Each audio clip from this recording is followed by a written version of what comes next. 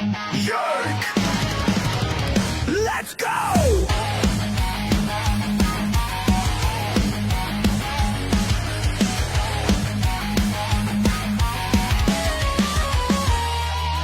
Cam's a shit kicker, 2 bombs in the lead. Soul Dragon Cougar's no time for fatigue. And he's a shit talker, stirring up the show. Never played a shift, but he's ready to go. The Cam and Strick Podcast is brought to you by Stifel, one of America's fastest growing wealth management and investment banking firms.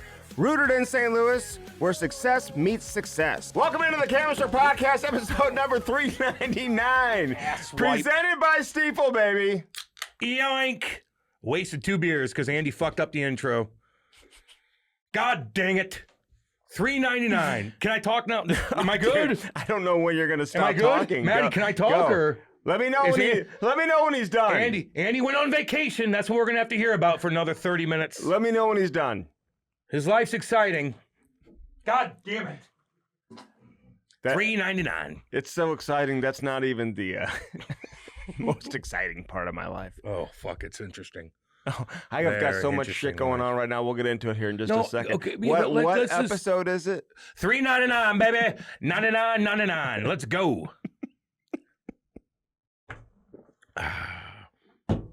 One more, it's 400. Oh yeah, I know. What's up? What's the good word, Andy? I love that Stanley Cup final so much. Goddamn right. It was one of my favorite ones I've seen in quite a long time. You know, emotionally, I don't know about you, but every time I see someone lift the Stanley Cup, I get very emotional. Really? And I cry. You cry? Well, not like a heavy outpour of emotion, but it chokes me up. Because I feel so good about these people. I do.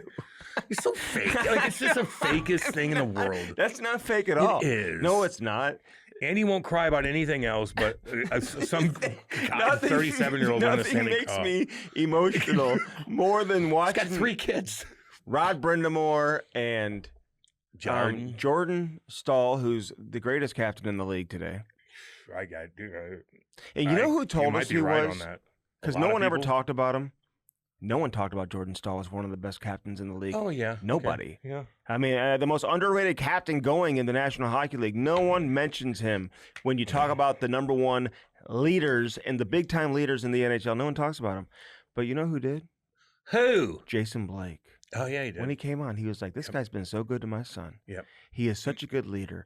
What he means to that locker room, what he does for that organization, he is everything for the Carolina Hurricanes. And so it had me thinking, I'm listening to him, I'm like, damn, for Jason Blake to go out of his way to talk about this guy in the fashion that he is, and then to watch Carolina up close for 2 straight months. This is the most entertaining Carolina team we've ever seen because they've been damn boring in the past. This is the most entertaining Carolina team we've ever seen. And the way they win, how they do it, and the fact that Jordan Staal led the way. He was truly the leader, man. And for a guy who had 1 goal in his first 11 Stanley Cup playoff games this year, he had 1 goal in the first 11. Like, Stankoven was carrying the team offensively. He had goals in the first 6 games, something like that. And Jordan Staal caught fire in the Stanley Cup final, which is why 2 things come to mind here, Cam. And I'm going to let you talk here. Jesus fucking Christ. No, Maddie, do it again. Start over again. There's 2 things. Then, see what a hypocrite he is? It's unbelievable. Hey, there's go. Two things that I take out of this series. Number 1, the Conn Smythe Trophy is awarded to the best player in the Stanley Cup final. As much as we want to make it out to be the best player in the playoffs, even though he very well may have been, but it was his performance in the final that catapulted him and led to him winning the Conn Smythe, even though he wasn't their most effective player in the first round of the playoff series, probably, even though he was winning faceoffs and fought Brady Tkachuk in the very first shift of the playoffs. Matched up against the best players. He did. He's amazing. Yeah. But then Stankoven kind of quieted down from a goal-scoring standpoint. Yes, he did. But he was still working his freaking ass off. You see him on the bench, can't even lift his arm over his shoulder. Yeah, you see him lift the Stanley Cup. He's like the Dougie Weight Stanley Cup lift. Remember when Dougie Weight had the dislocated shoulder? Or Bobby tried to do it, Plager. Yeah. These guys, he's just so banged up, man. He gave it everything he had. But watching Taylor Hall, yeah, emotional. Yeah. I like him, man. He seems like a sweet human being. Frederick Anderson, it was a little emotional. The fact that Jordan Stahl Give it gave to him. him back to back, So the yeah. other thing that I take away from this playoff series, Cam, is that listening to the broadcasters just gush over Jakob Slavin. Is he partying? Could you imagine? You know what I would do? I would do. They're a very religious team. I would do what Keith Kachuk did to, you know who? Paul Correa. Yes. You just spike his drink. Yes, spike his fucking drink. Okay. Then he gets a little cray cray. Okay. Then you got to put him in bed. But That's very, all. very religious team.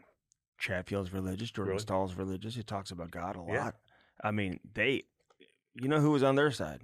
The Lord himself. Although that is No, Vegas had no chance. You don't because of know that. about No, the Lord. Vegas had no chance. You didn't invite Jesus I into did your heart.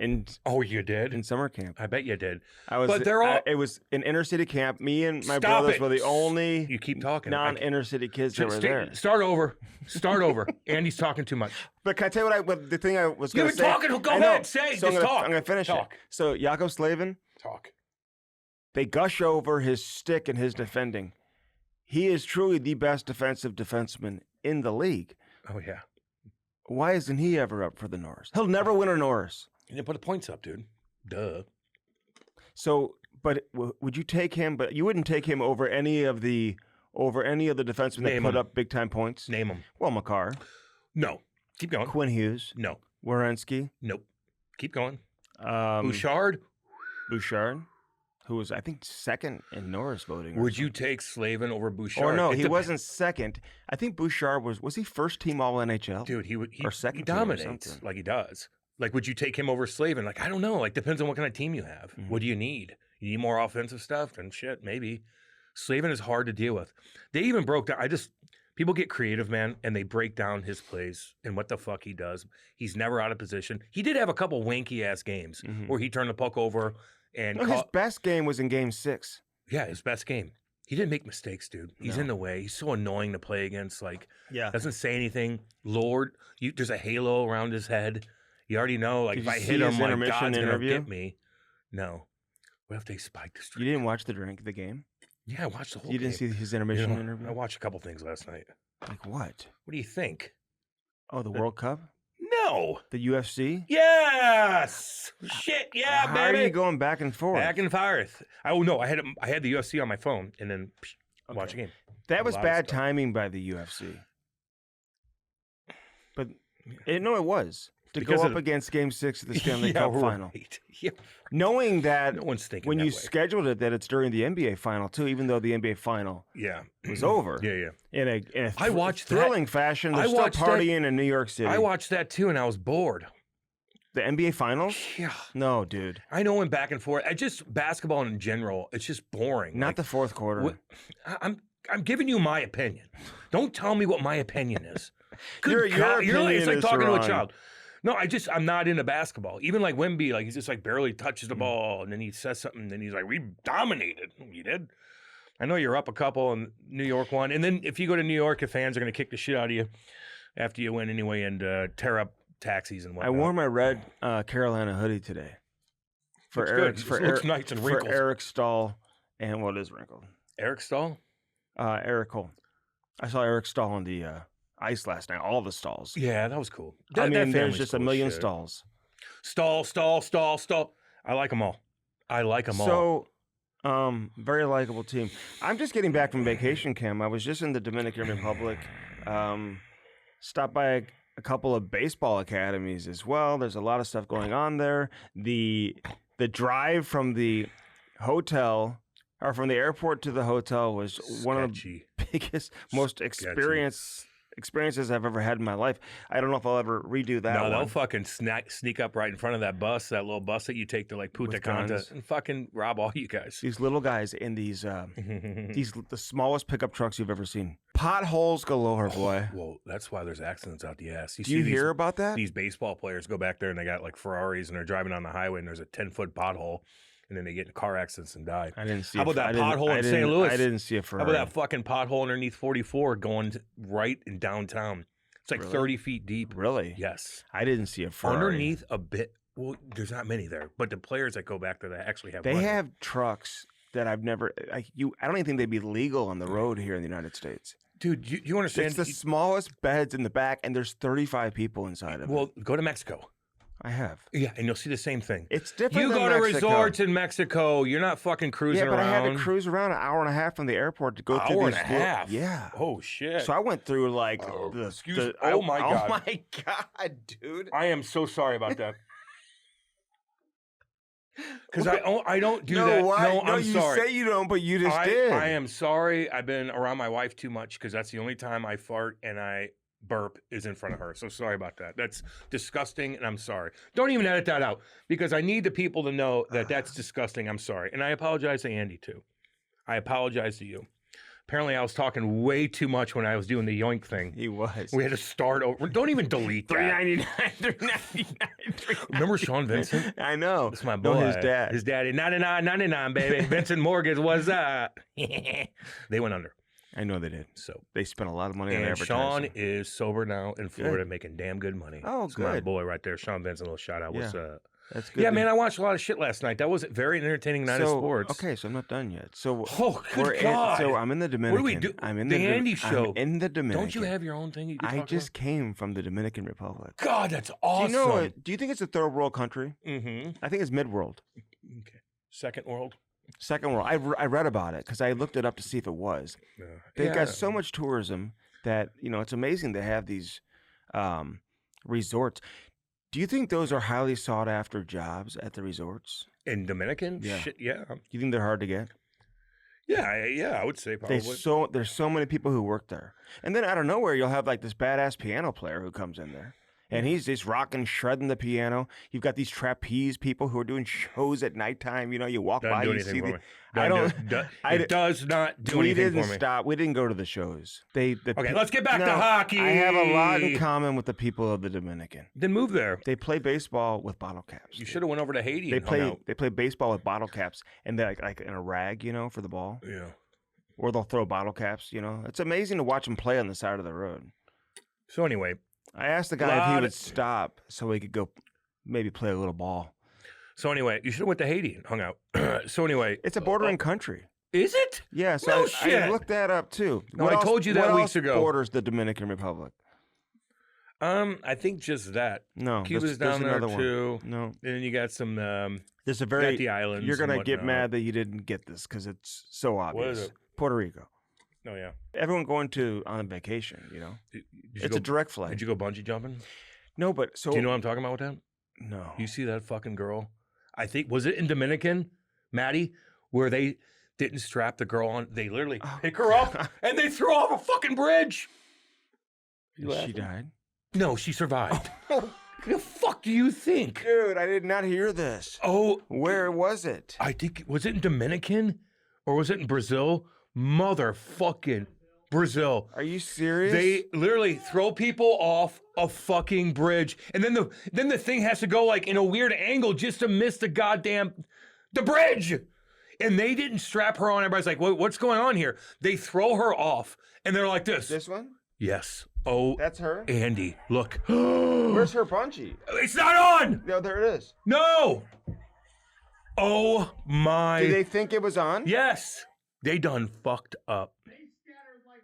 They fled the police. These fucking guys fled the police and got caught hours later. They threw her off. She didn't survive that. Andy, it's 40 fucking meters. 40 meters. You know how high that is? You expect me to do the rest of the show after watching this? Holy shit. You expect me to do the rest of the show after you cut it off twice and then talk about your stupid vacation? This is the most traumatic thing I've ever seen. Andy over-evaluates his life. Who's videotaping this? His poor husband. Her boyfriend. Andy, I can't.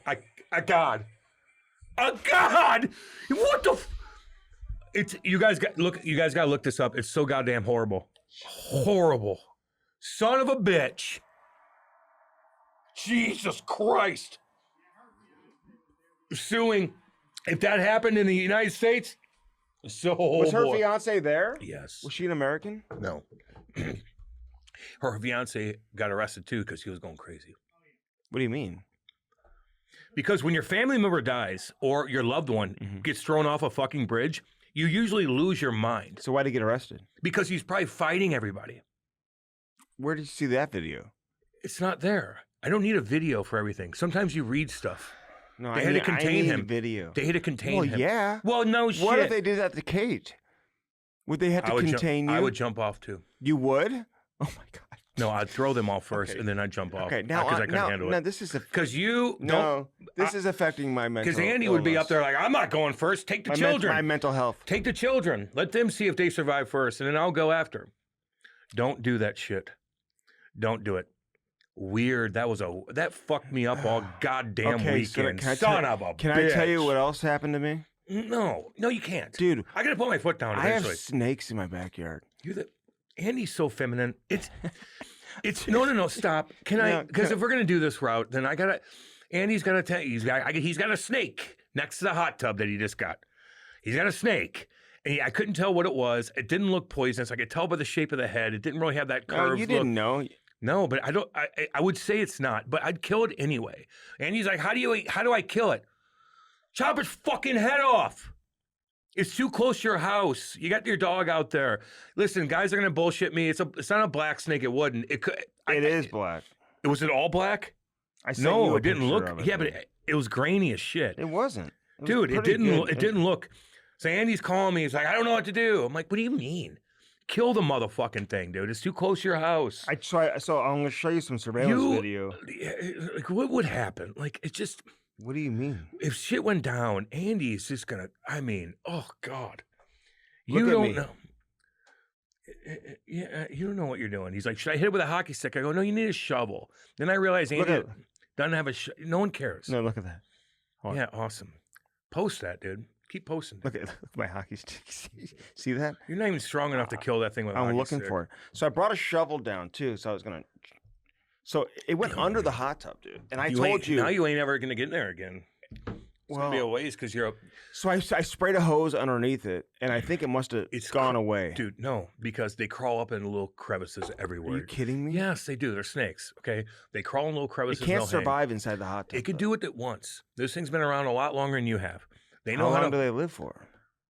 I don't know, but they're gonna crawl into a little area and then stay there and then creep out and then do dude. So you got to kill it. Just kill it. My fear is that it's gonna have babies in there. It might. So this is, I think, coming from Praveen's yard because they don't cut their grass. And he acts like it's a goddamn cobra.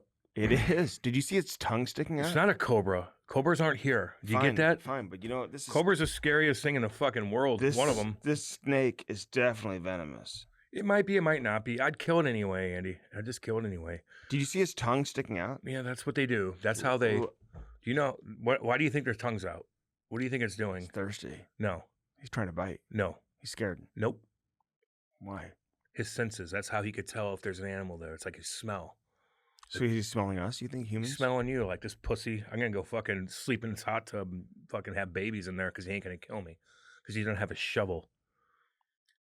You need to put your foot down once in a while. It's by your children. Look at his tongue. I see it. Kill the goddamn thing. That's for people. And he had a snake in Ladue.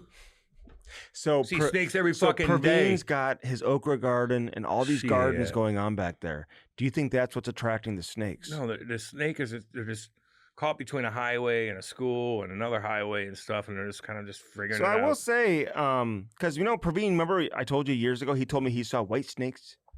Good band back in the 80s. No, he said he saw white snakes floating around in the backyard. You ever heard of White Snake? I haven't seen any white snakes. That guy was banging so many hot broads. Lead singer of White Snake, smashing women in the 80s. So we've got a very serious issue going on in my backyard. There's snakes. So I had a shovel and I was ready to just pounce on its head. Because you said take his head off, right? Mm-hmm. Chop the head off? Still bites you when you chop its head off. Oh, it's still alive? No, but it will still snap at you. Oh, God. And if Can it still slither around? Yeah, I mean, it'll move around for a little bit, but don't touch that head because it'll still bite you. If that's fucking venomous, you're in fucking pain. You think I'm touching the damn thing? No, you ain't going to kill it either. And neither is Lori, neither is Ty, neither is little Ivy. It's going to be sitting there and you're never going to be able to enjoy your hot tub again because you're not going to kill the fucking thing. I did spray underneath it, and it may have gone away. They don't stick around in one place very long, those type of snakes. Yeah. What type is it? I don't know. Exactly. So quit saying things that you don't know. So between kill it. the Dominican and seeing a lot of, wild animals there. And then obviously with the snakes that we have in our backyard, there's just a lot going on right now. Where's Mitch Marner at? Dude. So where was Mitch Marner at in the last couple games? God, did we pump his tires up for a couple weeks there? Woo, doggy. Didn't even notice him. You know who I noticed? Jackson Blake. Staying finally. Fucking. You were like chirping Jackson Blake. I was like, what are you talking about? I didn't chirp him at all. You were like, I don't notice him. I didn't notice him for a couple games there, Andy, and I'm going to stick by that. You said that the whole playoff. No, I did until not. The final. No. There's a couple of games that were spanned there where I didn't notice him that much. And you can quote me on that. I don't give a fuck. But I noticed him last night. He scored a big-time goal. Like, I noticed him more. They took over. Hall took over. His game, it's not, even though he led Carolina in scoring, it's not just the offense. It's everything else that comes with it, man. Like, this guy works his freaking balls off. And he's small. 2 small guys on the line, and they fucking dominated. Do you see how hard this kid works? Yes, I do. Like, his back, he turned the puck over one time, and it was at the end of his shift, dude. He had nothing left. And he got back. And he got all the way back. He didn't block the shot, but he went down to block it, and Bussy made the save. Bussy? Jesus. Brandon Bussy. Bussy, that was his family's emotional, going crazy. too, when I saw his family getting emotional. I know. I love seeing that, man. I do. He stood on his fucking head. Vegas had so many opportunities on the power play, too. Oh, my God. Jack Eichel just missing, hitting the crossbar. Fucking back and forth. They made a couple 2 cute plays where they should have shot it. They tried to go back door. Stone. Why didn't he shoot the puck? He walked a forward. I think Hall, He walked a forward, and then he didn't shoot it. Oh, God. And Slavin came back and got a stick on it and intercepted the pass. Although Stone finds out Howden for a breakaway every fucking game. Howden gets a breakaway every game, just like Stone does. Or Stone does. They had a bad change. Just a tight little change. They were right by the fucking bench, the D, and they just like, let me get off real quick. And then Stone's like, nope. Howden comes right across the blue line, boom, breakaway. I know. And misses it. He thought he got chirped. He thought he got hooked. He didn't. Mm-hmm. He kind of went crazy a little bit afterwards. You didn't get hooked there. Yeah. That wasn't a call. They shouldn't have called that. That was great. Maybe the most entertaining Carolina team in history. Yeah. Yeah, they were fun to watch, dude. They really were. I know. And like even Rob Brindamore at the end, he takes the cup and he's like, "Wah!" He catches it. Yeah. Everybody's like, what the fuck was that? You see him with his shirt off in the locker room? Yeah, they ripped it off. I think that was like, he did the same thing when he won back in 2006. I didn't know. I think they asked him because I listened to the post game with him, and he's like, no, I just was fucking, I don't know, I just did that. When you look like me, that's what you do. Well, whenever you're that strong, you can fucking pick it up and fucking catch it. No, I know. You know. No, I don't think he did that in 2006, but I think in the locker room he had his shirt off. Oh, yeah. You usually do. You usually take your shirt off in the locker room afterwards and fucking. I didn't see too many videos this morning of them going cray-cray. I don't feel like this team is going to be like that. That's why they're going to win another 7 in a row. I mean, you may see some of it, and maybe at the parade, whatever. Jarvis, his buddies are going to be partying. Maybe Martinook or something like that. One of those type of guys. Yeah. But I mean, you got a lot of it. I told you, a lot of religious folk, man. Anderson's chill. Discipline, dude. You're just disciplined. But there's a lot of other religious guys too. So if you say they're with Jesus, can't you? What about the guys that are with Jesus on Vegas? Is Jesus like these guys more than these guys? Like, so when anytime I'm like, God was with me, well, why wasn't he with those guys? Because there's a lot of people that say it, and then there's these guys. They're like different, dude. Dude, I play with guys. There's always 1 or 2 guys on every single hockey team I've ever played for that are downright with Jesus. I know. And they're the nicest humans you'll ever meet in your life. The nicest. I can call them up right now, and they drive here and help me with something. Are they doing ecstasy at the club after they win the Stanley Cup? I'd be like this. My eyes would be black. Fuck yeah. I'll tell you this right now. It's funny. Remember we talked to Scotty Gomez? He got rocked by Erik Cole, too. Yeah, he did. I saw the highlight. We're going to Erik Cole on, Erik Cole's rocking guys. But I remember Scotty telling us, and I remember Scotty telling a story. Scotty Gomez telling a story after they won, partying all night. I don't know where it was, 2003 maybe. He gets on the bus the day after they won. No one slept. He walks on the bus, and his tie was crooked after they won the cup. And Lou goes, "Fix your fucking tie." I'm like, whoa. You know, usually that day, these guys are scrolling on the bus like, ah. I didn't see much video of them partying in Vegas.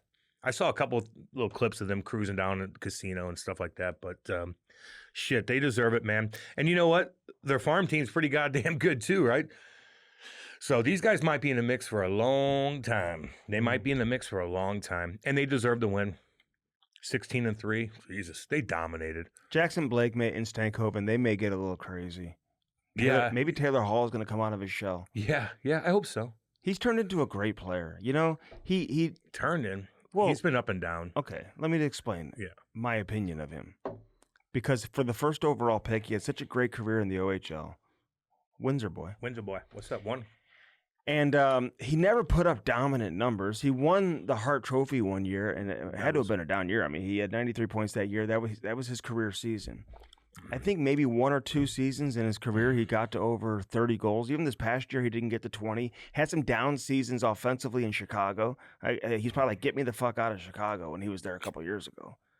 And got to Carolina. But like when he's on a team that's experienced, professional, deep, he just knows how to fit in and play his role and just play almost like the most professional game. He knows how to play within the group. Easier. You know what I'm saying? It's easier. He doesn't have to be the guy, but everybody's on the same page. They work so hard, man. You know why? Those two guys on his line go get the puck for him. Like they do all but this. He goes and gets it too. Yeah, but like like if I'm not in it, you're getting it. Like there's no hesitation. Right. Those guys are just spinning off. You fucking just compliment them. You're smart. You've been in the game a long, long time. So he just compliments those guys. Gets open, does this, makes a play. Those guys fucking spin off of you so fast. Man, oh man, that was a fun line to watch. And Aho and those guys grew on me as the series went on. They scored some big time goals. They found a way. Svetch and Aho that same game, game 5, right? To make it 3-1. Svetch had a couple goals. Oh yeah. They And stepped Aho up. finally scored. I think that was his first goal in like But 13 games. there or was something. criticism there because we haven't noticed him that much. Right. And Carolina doesn't really have a true superstar. People are comparing them to the St. Louis Blues. I think they were like Carolina deserved. Like they won all year long. Mm-hmm. The Blues are one of those teams that didn't, and they got hot and they got a hot goalie. It was a kind of a flash in the pan. Maybe they could have won. How do the you next look year. at Brandon Bussey moving forward? They're like, he's going to get paid. I'm like, I mean, yeah, I guess he is. Yeah, but like, he are is. you convinced that he's? I mean, I know he's a rookie. He He's won 30 games. 27. He won 31 games this year, and then he played the last. What, he came in game 3, And he dominated in the most crucial time possible. But I will sit here and say, as great as his performance was, and he made some unbelievable saves yesterday. Couldn't be Big happier for time. him. And maybe that was the difference in the playoff series, at the fact that Brind'Amour turned to him and Tortorella wouldn't turn to Aiden Hill. Maybe get him in there for a game, whatever. Although Carter Hart was great last night. He was. Except for the one goal. But it's Carter Hart. Like, it's not Patrick Waugh. You know what I'm saying? I don't think the decision, you got a guy sitting on the bench who won a Stanley Cup for this organization a couple years ago, and there were games where he wasn't playing great. You just wonder. I know he was asked about it, and he didn't like the question and all that. That was our boy. Yeah. Who, Johnny Lazarus? Yeah. Yeah. Yeah. You know him? Uh-huh. You said it's our boy. Oh, were you on his podcast? I've been on his show several times, Yeah. yeah. I went to dinner with him actually one time when he was. Sorry, am I here not in- No, I included? didn't know. You said it's. Andy always has to put himself on an island. Like I he's so didn't. different than everybody else. That's our boy. Jesus Christ. Okay, I don't know him. I don't know. It was he great. follows me. And it was. I liked the question, and I love the answer too. He 'cause played it that's cool, though. Torts. He played it cool. Johnny did. Who? Torts? No, Johnny. We got a lot of. He's like posting about He's it like, like I still like a million Torts. times, dude. I know. It's like, dude, you know, Don't act like you wouldn't have done that. I don't know, because I don't like getting yelled at by coaches. You would have posted that 15 times over. I get it. Really? Yeah, and it's an interesting question, and he stomped on it, and all stomped of a on sudden it kind of didn't work out for you. Mm-hmm. Aiden Hill might have had a fucking shutout. I don't know. But you know, Torts has his allegiance towards Carter Hart. They go way back. Who got you there? They go way back. Yeah. It's not that easy of a decision. Listen, I wouldn't want to be in Exactly. that position. No doubt, it's not that easy. It's like I got to pull my goalie who got us to the Stanley Cup final. Exactly. I will say the Frederick Anderson situation is different. I don't know if it'll come out, but I was told a couple of days ago this guy has a knee injury. In fact, he had to have a procedure just a couple of days ago where he had some fluid in there, had to have it drained out and stuff. So, you know, as much as they turned to Bussey and it wasn't that big a deal because he came in and played great, and that come from behind game, where right when he got into the game, he stopped Marner on a penalty shot. Remember that? Yes. and then they come from behind, and then the goofy goal and double overtime, they lose that game. I thought they would go back to Anderson, but then the fact that Anderson didn't dress the next game, Well, he's banged up. and he's telling the reporters, "No, if he's not going to play, we want him to rest." No, he's fucked up. He's hurt. Yeah. Because if Bussy gets shelled, it's the Stanley Cup final. You want to have this guy to put him back in, Andy, of course. even though they've got a young, up and coming. Doesn't stud, matter too. though. Anderson. I'm just saying with Bussy, like I don't think this is going to turn into a Binnington situation where he's going to evolve into a top goaltender in the NHL. I don't know if he's that talented versus he got hot in a couple of games. Obviously in a rookie season, I just need to see a little more. Goaltending is so unpredictable, Cam. Yeah, I feel like you can always find one. And everyone gets their goalies in different situations. Vasilevsky, first-round pick. This kid coming out of nowhere. Jordan Binnington comes up mid-season. I disagree with you. Wedgwood, journeyman, all of a sudden had a great season. Blackwood, came up big for Colorado.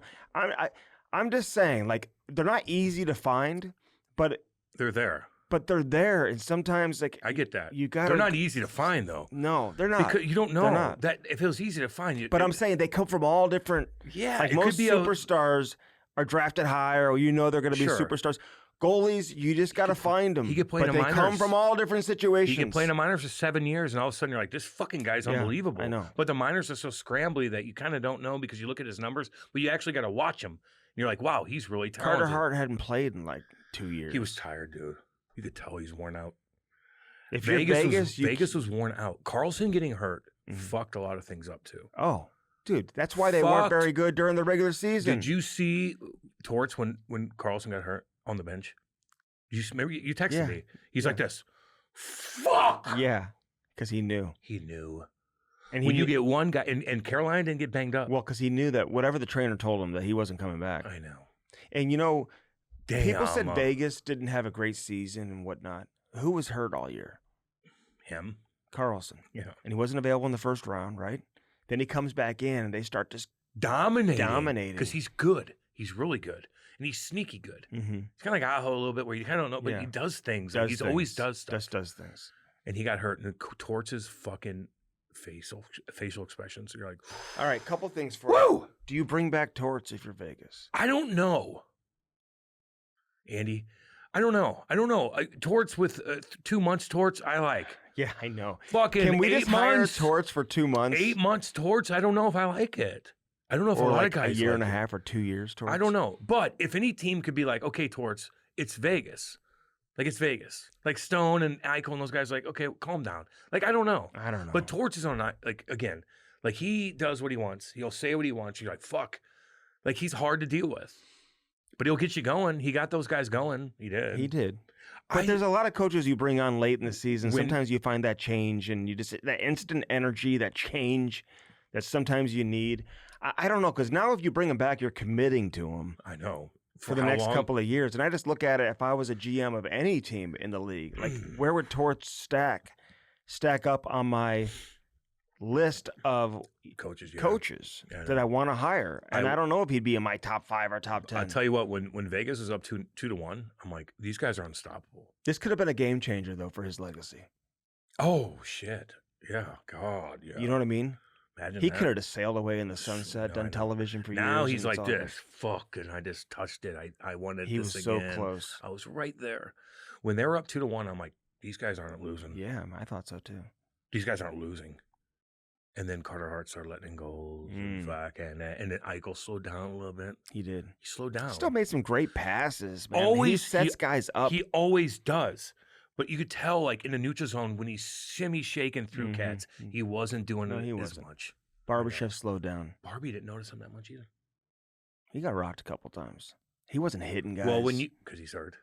His shoulders probably popped out. Yeah, I know. Can you imagine? He had 150 fucking hits in the goddamn playoffs. Well, that's what I mean. I mean, are you Some kidding? of these guys like him, who scores goals, he's been around, he's won 2 cups, he Blocking shots. understands. Like, you don't need to abuse your body. Don't overdo it. Do it. Timing is everything. You know what I mean? Don't run around chasing hits. He wasn't. He wasn't chasing hits. He was hitting. No, but Just where's you at? early in the playoffs, he's running. He's hitting everything. Here, man. look in the camera and say that. Hey, slow down a little bit. Barbie, slow down. Don't overdo it. No, go 100 miles slow an hour. down. We need you. And sometimes we need you in the but in the Stanley Cup if he would have final. slowed down, he wouldn't have won those other games because he was dominant because he was going 100 miles an hour. Don't tell people to slow down ever. Sometimes you get fucking banged up. You hit a guy wrong, but the worst thing is not getting in there in time. And then then all of a sudden the play's behind you. Yeah, but what did go 100 miles an hour, and if you I've slow down had more so bad, veteran players tell me, Hall of Famers do actually. tell Ty.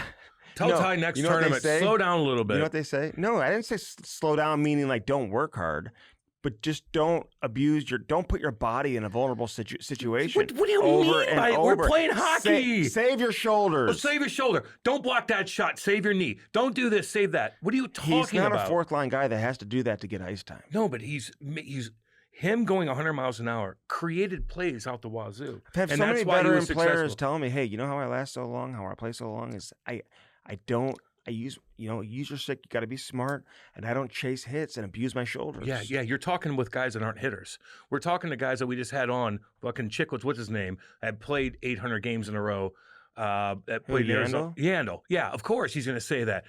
Jay Bowmeister's going to say that. But when you're Ryan Suter would say it too. Yeah, he's not a hitter. When you have a guy like Barbashev who's a hitter, like you got to go do your thing, and that's why he disrupted so many plays because he was so physical. Can your body sustain that over a 2 month period? A lot of times it does. A lot of times it does. Can your body sustain anything through 84 games next year doing that? I don't know. Stankhoven took some monster hits. Yeah, and he bounced out. And McNabb got hurt, obviously. That hurt them a little bit. Face. Should he move his face and let the goal? Come on. No, he couldn't. He couldn't see that. Don't hit that guy, Andy.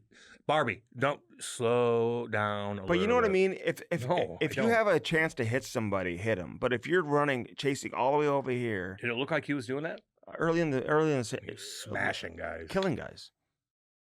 It's a like big, three- it's a big reason why Like they 3 won. hits a shift. It's a big reason why they won. I know. I take him any day. Who did he fucking stick right off the bat? McCarr, first shift. Mm-hmm. Fuck you. Yeah. Stuck him right in his shoulder. McCarr's like this. Like, oh my God. He bobbled the puck for 2 seconds and stuck him. Was that game 2? It was game 1. No, First shift I of the don't game. think McCarr played in game 1, did he? No, it was right when McCarr got back. You're absolutely right. Yeah. It was the first game he got back, first shift. Yeah. So anyway, it's all good. Should we edit that out? Should we start over, Maddie? Jesus, mother I of can't. God. I'm so Hey, we gotta give another shout out. rocked by the snakes in my backyard and that woman being thrown off the bridge. Oh, shit. Whose video? Oh, God. Who puts that on social media? You would. In my story? I would not. Yes, you would. Hey, so this is a terrible situation. Check it out, though. Good God. Can I give a shout out right quick? Who am I thinking of? Well, Little nerd. I don't like when I- you do that. I'll Who give am you- I thinking of? It could be anything. Is it hockey related? Yes. He's got really good hair, according to you. Oh, God. Listen, this was the most emotional moment of the night. When Erik Cole, We love you. that little bugger man, That son bitch. that little mad scientist, that little He's guy. Me. And oh my, he's coding something right now to repeat already. Yeah. Dude, they're minor league teams. Did you fucking- see that video I sent you of him shaking hands and kissing babies in front of the arena? Yes. Like, he didn't know this was going to happen. He didn't grow up in hockey or whatever. He didn't play and do all that. And then all of a sudden, like, have this lifestyle. He was writing like for a blog or something. I know. And now he's kissing babies and shaking hands outside the arena, They love lifting him. the Stanley I Cup. love him. He's getting so much attention right now. I love He's- Tulski. I We, love we him. got to get him back on. Please. I love him. Erik Tulski, I got you We ranked love number you. 1. And you know what? And Blackhawks could have had him. well, and Nashville tried to get him here recently. Yeah, but the Blackhawks had And our him. boy Tom Dundon's like, hell no, you guys can't. You see, hell no. Hell nah. Tom Dunn's like, yeah. good. Hail. Tom's like, I'm glad we won the cup. Things are He's fun. chill. I like what he He's just did, man. chill. He put the cup over his head and he goes, thank you guys. Thank Yeah. you guys. He came on with us. We had a great interview with him. Tommy boy. One of the first owners we had on. And he was so confident that he was going to be able to get this done. He did things his way. It wasn't always popular. No. We Yep, you're right. accused him of being cheap a couple times. Yes. He disrespected some longtime broadcasters and Well, people who were around that organization for a long Forsman. time. not just Forsland, but also But he did the their call. longtime Chuck Gayton, their longtime radio guy. He went to a simulcast, Remember me and him did that? but he was like, I remember Tom Dundon saying, "Well, there's a value for what someone may make in this market versus what they make in this market, based on what we bring in for revenue." He kicked Ron Francis to the curb. Remember that? Yes. Dude, he took a lot of heat. He was cheap. Like, I've talked to so many agents who have been in, knee-deep negotiations. He knows nothing about hockey, at least when he first came in. And he's the one, like, you're negotiating with. He wasn't even negotiating with, or these agents weren't always even negotiating with the general manager. They're negotiating with Tom Dundon. He's a businessman, that's why. Like, remember, Don Waddell took over, who was the president of Yep. business at the time, even though he had a long Yep. background in hockey. Not making a lot of money. He leaves and goes to Columbus. What's he thinking right now? What's Rantanen thinking? What's all these guys? What's Marner thinking? Nature's thinking, whoa, that's the team to be on. Not to mention, again, their farm team is dominating. I can't believe Marner was like, no, I'm not going to Carolina. I know. Now, he ended up in Vegas. He's in a great situation. He's fine. But don't get me wrong. I didn't notice. Again, I didn't notice. No. 2 games. He looked like the Toronto Marner. Mitchie Marnie turned into Toronto Marnie. Toronto Mitchie. In the last couple of games of the series. He was Mitch Marner. Then he turned into Mitchie Marnie. He had 3 or 4 shots on goal last night. I didn't notice him enough. But sorry. in games 4 and 5, he had 1 shot on goal combined. Didn't notice him. The game prior to that, when he had his 4 hat trick, 4 points, 10 shots on goal, he could have had 10 points. I think he started reading the headlines and listening to the headlines and being like, "Yep, there you go, Toronto. I shoved it up your ass. Oh, my God. I'm Mitchie Marner. You didn't believe that I could do it, did you?" And he's starting to do the interviews. He's starting to hear him talk. You hadn't heard him talking forever. He's going to win the Conn Smythe, win or lose. They would ask him, "What's your name?" when he goes to like the bank, and he'd be like, "I'm Conn Smythe." What? What's your name? Conn Smythe. He said that? No, I'm joking. Jesus, Andy. But he was buying into that. And I think that just kind of got him off track. Or he got banged up. Or he got goddamn banged up. I didn't fucking notice him the last 3 games. Damn it, Mitch. I needed you. I wanted Carolina to win, but I needed you to continue that. I agree. Because now, whoo, doggy. Now you got the criticism back. Flipped around, didn't it, But Andy? he had like 30 points in the playoffs. I know he did. And if you really go look he had to have answered the question. He can play in the playoffs, right? Yeah. But remember when people were being critical of who his opponents were in the first couple of rounds and saying, well, it's not Boston, it's not Toronto, or it's not Tampa, it's not Florida. But then he played Carolina in the first. I'm like, well, he had a hat trick against Carolina. In Colorado, he was sensational. They ran out of gas. Dude. They ran out of gas, Andy. They had it. They were sputtering. 2-1. I was like, they're untouchable. But I don't see Brandon Bussey. And listen, you got to keep him and you got to pay him, and he's going to be your guy. I just don't know if all of a sudden he's going to be a perennial top 10 goalie in the NHL. If I'm evaluating a goalie, he played great these last couple of games. He came in. He was unbelievable. And that could be a flash in the pan. But if I'm somebody and I'm looking at how he, in the most critical situation possible, like, fuck, man, I got to give you something here. Like, I got to look at you a little bit differently. You have to. And just like Jordan Bennington, when he came in and was hot for 2 months, everybody's like, well, it could have been it. No, he was pretty fucking good. Yeah, I know. And he was good the next year, and the Blues could have won next year. But Ouchie Fauci took over the world, and we shut down. Mm-hmm. But anything could have happened that year, and then but everything slowed down. Bennington had a path and a resume that suggested that what he was doing wasn't a fluke. You know what I mean? Like he was. Like, what do you mean? Like he was top goaltender of the World Junior Tournament. You know, the World Junior Championships. Championships. Did he was OHL goalie of the year in junior. Okay, but Bussey never got any accolades like that Nothing ever? like that, no. He played AAA growing up in Long Island. Okay. Andy thinks AAA. Did he play high school? You know what I'm saying? At Parkway North? I think he did. No, I was just curious if he won. You know what I mean? Yeah, no, I do. He's 27 as a rookie. I know. He won 1 games. He did. Like, I don't know. He's got an amazing team in front of him. An amazing defensive Thank team. You. Like you got fucking Jesus. And he made some great saves, so I'm not taking anything away from him. Big time. But his team is incredible. Frederick Anderson's not that great either, and he played great. I think you put a quality goaltender, and I would say Anderson is quality. Bussy obviously is quality. In front of a team like that, Cam, they play so damn hard. I don't know how they do it. They're in shape.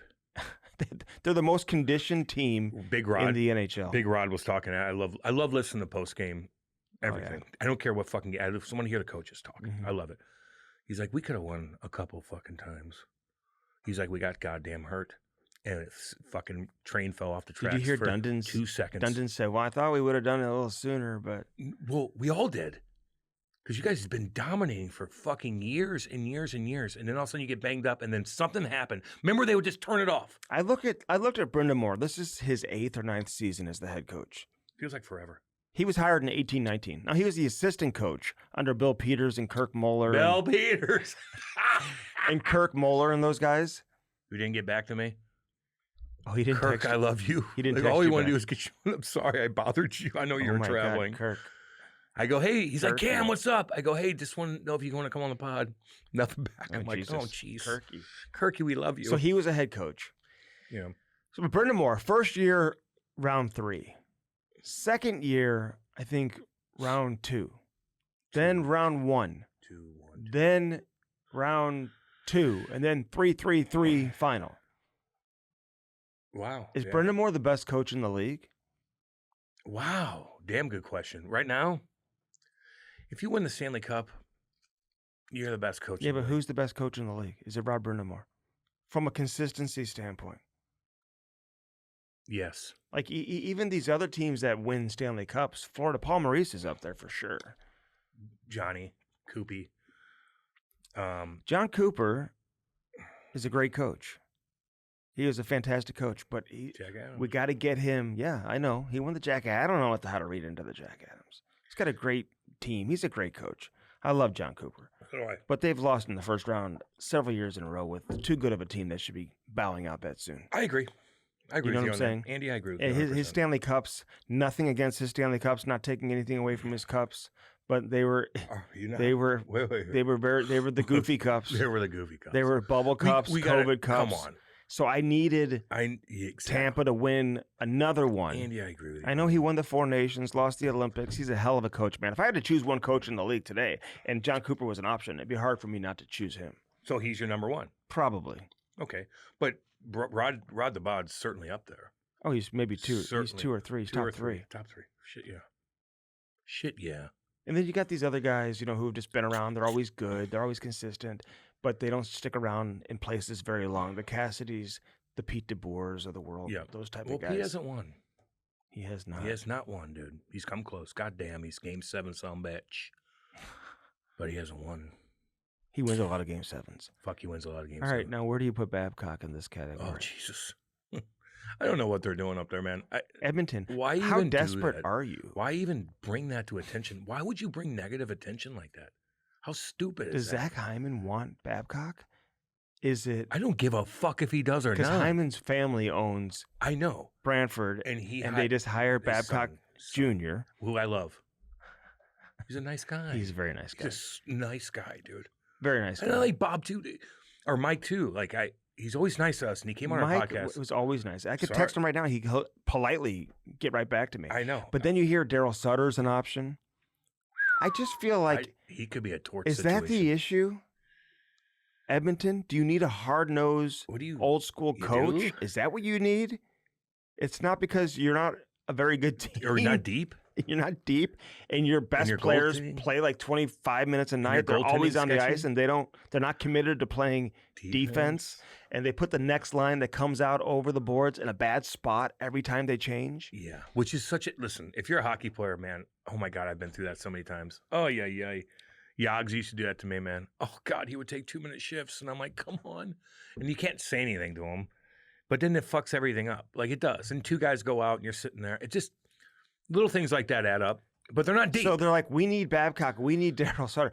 That's the issue. And then the memes come out with Babcock holding phone. Your- Your yeah. defense was so bad. You needed Paul Coffey to come rescue you. He got jammed up too, didn't he? A little bit? No, they had to have him come rescue. Then he went away, and it was so bad again. They had to have him come back. I know.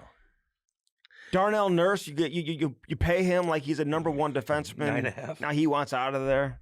I just I'd think. take him. I just think. I'd take him. Name me one decision that this management group in Edmonton has made that's worked and that's been good. Just give me one. The signings, anybody, give me one. Hyman? I'm waiting. Hyman? Fine. Okay. But I don't think this group did that. They didn't? No. Okay. Then I don't know. It certainly wasn't. I mean, it certainly wasn't with Stan. I don't know. I don't know. They're in a jam, You dude. heard Stan And now you have a do fucking a press conference. Yeah. But now you bring on this Mike Babcock thing, and everybody's just fucking bashing. Like, him. is there? Bashing. him. Why do you have to go down that road? And I I get don't- it from Babcock's standpoint. Yeah, I don't want to go out like that, have my career end the way it did in Columbus. But what's the NHL investigating? Didn't we already have an investigation? He didn't do anything illegal. What's the he's been out of the game for 3 years. What's the league going to say? No, you can't coach. The players want you to coach, but no, we're not going to let you coach because you looked through some phones. But And then I heard different now things all about the that. reporters are saying, well, it has nothing to do with that. Oh, really? Then why did the NHLPA get called in and they're talking to all the players and having meetings with the Columbus players and then they got thrown out? What a disaster that year was for Columbus. Oh, God. Just a disaster. Disaster. And then all kinds of weird stuff happened. Columbus is fucking Fine. in a If it weird wasn't spot, that man. bad, then Columbus, why'd you fire him? Why'd you succumb to the public pressure? Because you do. Why'd you cancel him? If it really wasn't that bad, they're going to let him back in Because now. now Why'd they're you saying guys that he just cancel wanted to him? look at family photos so he could put it up and make sure everybody has a family. That's I don't know. I think somebody went crying to Biz or whoever else and made it sound Yeah. maybe way worse Yeah, because it happened with us too. We talked to some guys too. I know. It made it sound way worse. If they're letting them back in and it's not, and these players are like, yeah, we what don't he did care. with Mitchie, I would say was Well, that was even before he got hired by I know. Columbus. I'm just saying, like, if you're going to look at all the stuff that he's done, we've had Mike Madonna on talking about not having his 1500th game. Dude, Okay, but all- that's not illegal. There's It's not, so many there's so players many- that have come out and had nothing good to say about Mike Babcock. compared to like torts and stuff like that. No Exactly. shit. Yeah, no doubt. Jesus, figure your shit out, And for or a- else for the a- big boy's gone. For a league Just so you know. that is all about mental health Yeah. and players' Bell, mental let's health. talk after they tell you to go kill And they want yourself. to hire the guy that like players have come out and said that they just created nothing but mental health issues for them personally, like Johan Franzen. Yeah. Like, I'm not going to sit here and say Babcock should never coach. I think it would be entertaining to have him back in. Don't bother me. But I can't believe that this is where we're at after we spend as much time as we had. I think everyone collectively, and a lot of people were bashing. Now they don't want to go there with him. But when he got fired by Columbus, they said he would never, ever, this was it. He would never, ever coach again. Yeah.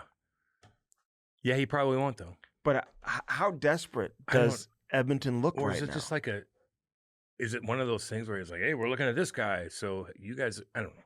It could be a ploy, a tactical ploy to, You want get Bruce somebody else. Cassidy. Find a way to get him. I know. Get the league involved. You know, maybe Cassidy will get an opportunity now to get released from his deal and go coach somewhere. Would you see what the, Do you know what's funny is, remember when George McPhee was going crazy? Yeah. And I feel like Oh, God, I Vegas wanna just see his- controls everything, you know? Yeah. There's such... Did we ever see George McPhee in their box Yank. ever again? I didn't. They didn't show They him. never showed it again. I want to see I that. bet you they flipped out behind the scenes. Fuck yeah, they did.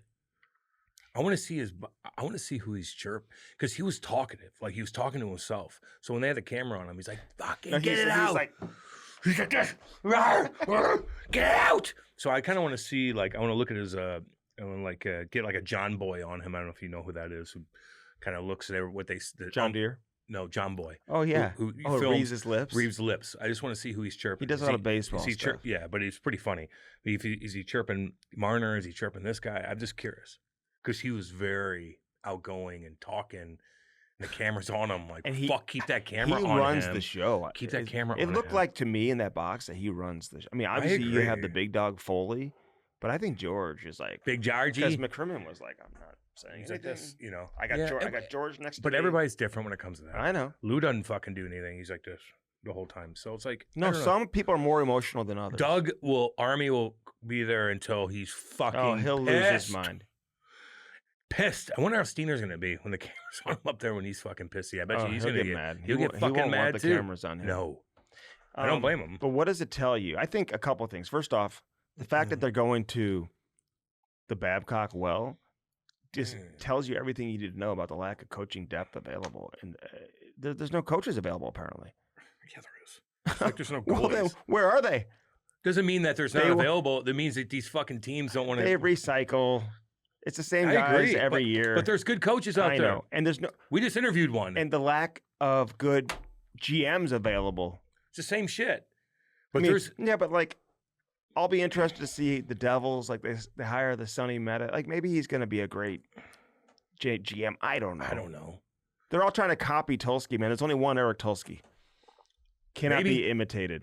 Maybe. We love you, Erik. I don't know. Eric's the best. He's my. I don't know. on my GM rankings right now. He's up there, dude. I got him. How can you not? I know. Are you kidding? He's like, he's no. aggressive. He's like, we're gonna get Stankhoven. Go ahead. We're gonna get Jackson rid of this. Blake. He signs him well in advance. And look, how dominant. I wanted to Big see time Jason. plays. They didn't show Jason. Yeah, Blake. they did. They did. They showed Jason in the stands. He was when? He was walking through the stands. I saw him plenty of times. Really? Yes. I never saw him. And they showed him like kind of like massaging a guy, and everybody's like, Jason, like it was It's cool. got to be. You know that. Oh, so beautiful. He didn't win very many playoff games. No, man. He didn't 0-2. I think he went to the second round, but that was it.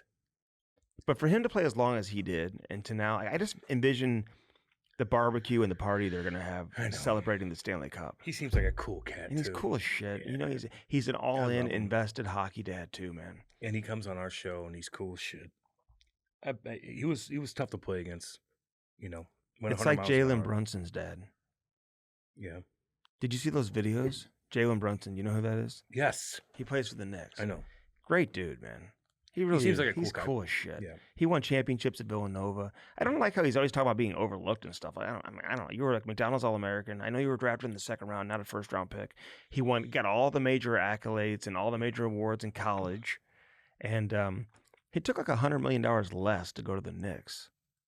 $100 million bucks. $100 million Jesus less. Christ. Yeah. But he's still getting paid like $37 million a year. After taxes, it's like someone broke it down the other day. 15. It's 13 and a half. Yeah. That's a lot of money going to taxes. Too. Oh, really? No shit. Does he get any of that back?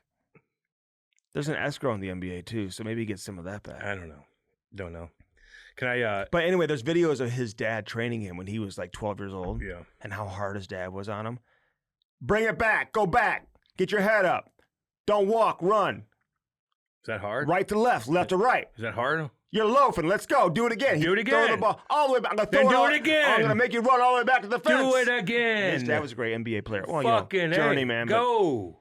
Get going. Do you see Ron McClain get jammed up a little bit? I saw Peelsy, what he said.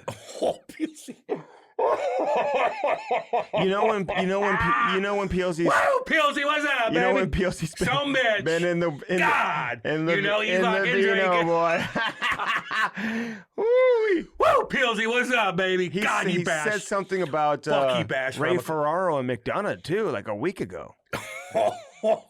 McDonough's kind of okay. Ray Ferraro, I'm not fucking chirping, dude. Hell no. Fuck no. That guy's I'm not chirping him. McDonough's kind of boring. It's all McDonough good. just narrates the game. It's he all doesn't good. call the game. He just talks. It's I'm like, not chirping. but he doesn't stutter. He's very polished. He's no, he very doesn't stutter. professional. No. He could step in and do a football game or a basketball game or a Anything. tennis He's match. talented. He's just an amazingly talented, gifted broadcaster. So Ron But McClain, for hockey, it's a little I need a little more. too much narration. I need more. Like more. Like John Gruden, was a great football analyst, hated Sean. They did not get along at all. And I think because of a lot of that, they just did not get along. I wonder if Ray Ferraro, something tells me he's probably not the biggest fan of McDonough. And it's just my guess.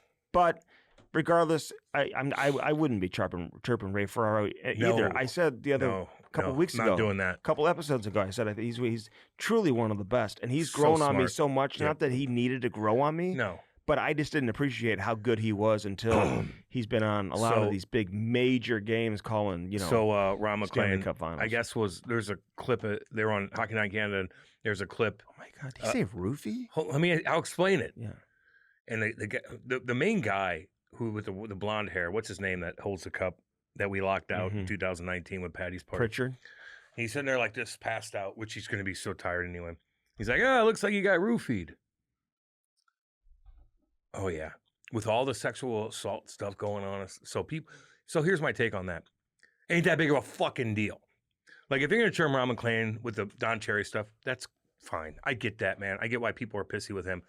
But to try to cancel him because he said roofie is so fucking stupid. And that's everything that you don't like about him is because he's woke. So now you guys are being woke and trying to cancel him now? Right. Shut the fuck up. Ain't that big of a So fucking people deal. who chirp. So let me just break this down. Yeah. People who chirp Ron McClain chirp him because He's is a low-key so poop. woke. Yeah, like he would want to cancel somebody for something like this. And now you guys are saying that he should be canceled because he said fucking roofie. Who gives a shit? He did look fucking roofied. I'm watching a college, He's like this. I'm watching a college, You know? college baseball game the other day. No, you weren't. It was on, No, you weren't. and this broadcaster was talking about how like fathers have been bringing their sons to games for years and years. He comes back on. He's like, I should have also included that moms bring their daughters to these games. Fucking shut up. So anyway, Ron McClain thing, like, listen, that is so petty. Like, Now, people who are if upset that's what you're trying to because cancel him about, if then people are upset because they feel like he's responsible for Don Cherry no longer, I get that. then I get that. I get that. But don't be a hypocrite and say he's woke and he's all this, and then you Try turn to into cancel wokey, him. wokey, woke. Thank you. Because he made a mistake. So what? He about don't that? even like understand what he's saying there. And I've Thank been in you. that situation several times. Of course you have, Andy. Good God. No, not Why do you like- have to ruin not in everything? a public. Why do you have to not ruin like that, things? but I'm Wait, saying like you've been in a situation where you where had a I'm- roofie? if I misspoke, if I don't understand the seriousness of No something. shit, man. Oh yeah, you have. You know what I mean? And we have to edit it out on here. Yeah, because I don't even know what I'm saying. Exactly. You know. But How's PK's God, he looked goofy the other day. Jesus. his white fucking- shirt? EJ looked good. His outfit's nice. Mess looked pretty good. But PK had that thing, and it's fucking. I don't know. I can't keep up with it. It's just these people give him clothes, and they're like, wear this. This Right. is a new thing. And he's like, okay. It's kind of And cool. he loves it. He loves it. Shit, if they gave me clothes, that's why I wear freak shit every day too. It's just not flashy. Would you wear the clothes like that though? No, I'm sorry. That I wouldn't. Baggy jeans like that, and like we're up to here. Yeah, I don't know. Dressed kind of like a woman. I just want to see him like break it down. I feel like they're like going out of their way to compliment him now though on TV, like because I feel like maybe there has been some criticism. So like Messi is back. That's a great breakdown, and then Steve Levy, yes, great breakdown. Yeah, You know what I mean? Yeah. They did that a couple times. like a child. Like, dude, that's his job to provide great breakdowns. He played in the NHL for a long time. He's on ESPN. Do you feel like, spoken? you know, when Teddy Bruschi or something breaks something down on ESPN talking NFL, that everyone stops like, Teddy, that's an amazing breakdown. No, not at all. Not at all. But yeah, I don't know. The ESPN is a little different than TNT. It is what it is. Not to mention, like, you got to watch NHL Network before the pregame. Oh, my God. You know, they got fucking literally like a car commercial on for Did an hour. ESPN help themselves in narrowing the gap between them and TNT by having the entire Stanley Cup final? Was there anything that brought it closer? Oh no, I think TNT is just. You think you think it's separated even more? Probably. It's all good, man. It wasn't bad. I just think TNT's better. Emily I just- Kaplan had some good interviews. Yeah. Cool. I mean, she should interview people and be good. Why are you saying cool like that? Well, because you're virtue signaling No, because you I'm don't not. you're gonna chirp her when the camera's off. No, I'm No, not. yeah, you are. And I'm being no, serious. Don't do it to the people. They see right goddamn through. they you. don't. Look in the camera I and said- say it. Say it again. Look in the camera and don't smile. Okay, well, hold on. You're Do it. making me laugh. Look in the camera and say, Emily Kaplan had some great interviews. I thought she did a very good job. Very professional. Maddie. Virtue signaling motherfucker. Some bitch. Who No. else? What other woman did good? You're chirping the men. and you're pumping up the women. Like funny how Sean that is. McDonough. Where was Dave Jackson? Did they get rid of him? Fuck, we probably fucked him over last week. Did they? know. Did he get canceled? I didn't They know. didn't go to him They the last didn't go- couple of games. Yeah, I know. Did they? I didn't see him. He's fine. He's probably good. Dave, are you okay? Dave's probably. Can somebody please don't get go a to me. welfare check on Dave Jackson, please? Please don't go to me. I did watch that fucking UFC 250. That was awesome. I thought it was fucking hilarious. Although there's a lot of drama, man. Sean Strickland tried to fucking. Did you see that? What did he do? He snuck in. Oh, and they he arrested told him. me he was going to do that. Your buddy? My buddy, my cousin. Your cousin. He snuck in the venue. Yeah. Why would he have to sneak in? Because they didn't allow him in. How do you sneak in on the Because White he House? knew people. He walked right in. Why do you think that he's not allowed in there? Why do you think? Well, there's a lot of things. What? There's, Maddie, you don't even fucking know. Is he anti-Trump? Well, yeah, but he's more anti something else. What do you think it is? Very outspoken about it, too. What is it? We dude? don't need to get into it. No, just tell me what he's anti. Israel! Okay. Jesus fucking Christ. God, is that what it is? Watch fucking something. Look up something. He's the only one in my family that would be like that.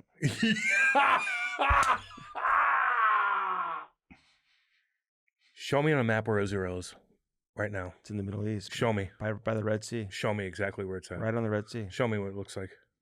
Show me. Why? Show me. 'Cause Why I'm are just you- curious. I'm just curious if you even know where Israel is. I'm just curious. It's Where? Israel. Where's it at? Where would you say? Just point to it real quick. Do you know there's a rumor that Caitlin Clark may be getting No, traded no. to LA? Don't show me where it's at. Oh, it's right over here by Ukraine. Where? Where? Where? Right over there. Can you pass me my pointer? Yeah. So that's why. So anyway, and a weird other fucking Eric Trump and goddamn Daniel Cormier. Daniel Cormier comes out and tweets out that Eric Trump was trying to message him to see which fighters are going to lose because, and then they said it was all fake. I don't know what the that's fuck. Fake. That's fake. I agree, He but wouldn't put that in writing. like message Daniel Cormier. Who's gonna lose the fights? Why are they staged? No, Or he's just saying because he maybe. knows the fighters. Some people say they are. Yeah. He wanted to bet on it, so he knows the fighters. So Yeah. he was like asking the other guy who knows the fighter who's likely to lose. So is that fake? Yeah, that's fake. Yeah, I kind of agree, Yeah, but no, you never. and you got fooled by it. I didn't get. Cam Dude, was like, I think it's real.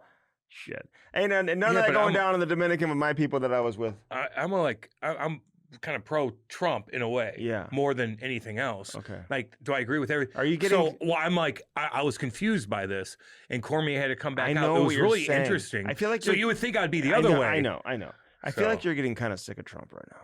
I'm getting sick of any president that has been around for a long, long time. Yeah. Any of them. Any of them. You get sick of them, dude. And then you don't. And then all of a sudden it goes away and, Right. you know, it's okay.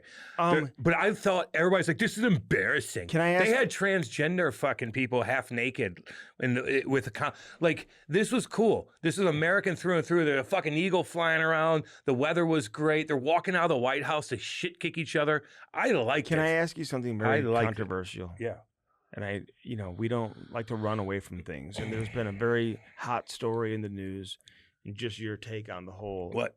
Carmelo Anthony murder trial. The murderer going to jail? The murder trial. Yeah, it's not that fucking big of a deal. He's a fucking murderer, weirdo fuck. Then his parents get fucking $600K. They buy a house. She gets a fucking nose job. And you're like, oh, our lawyer wasn't good. Shut the fuck up. It's interesting because a lot of the he murdered the kid. the Look- most famous shit. African American activists, leaders, they didn't even come around for this case. Yeah, they like did. Benjamin Crump. They all fucking. He wasn't around. Al Sharpton wasn't around. Is he alive? I don't know. He may have died.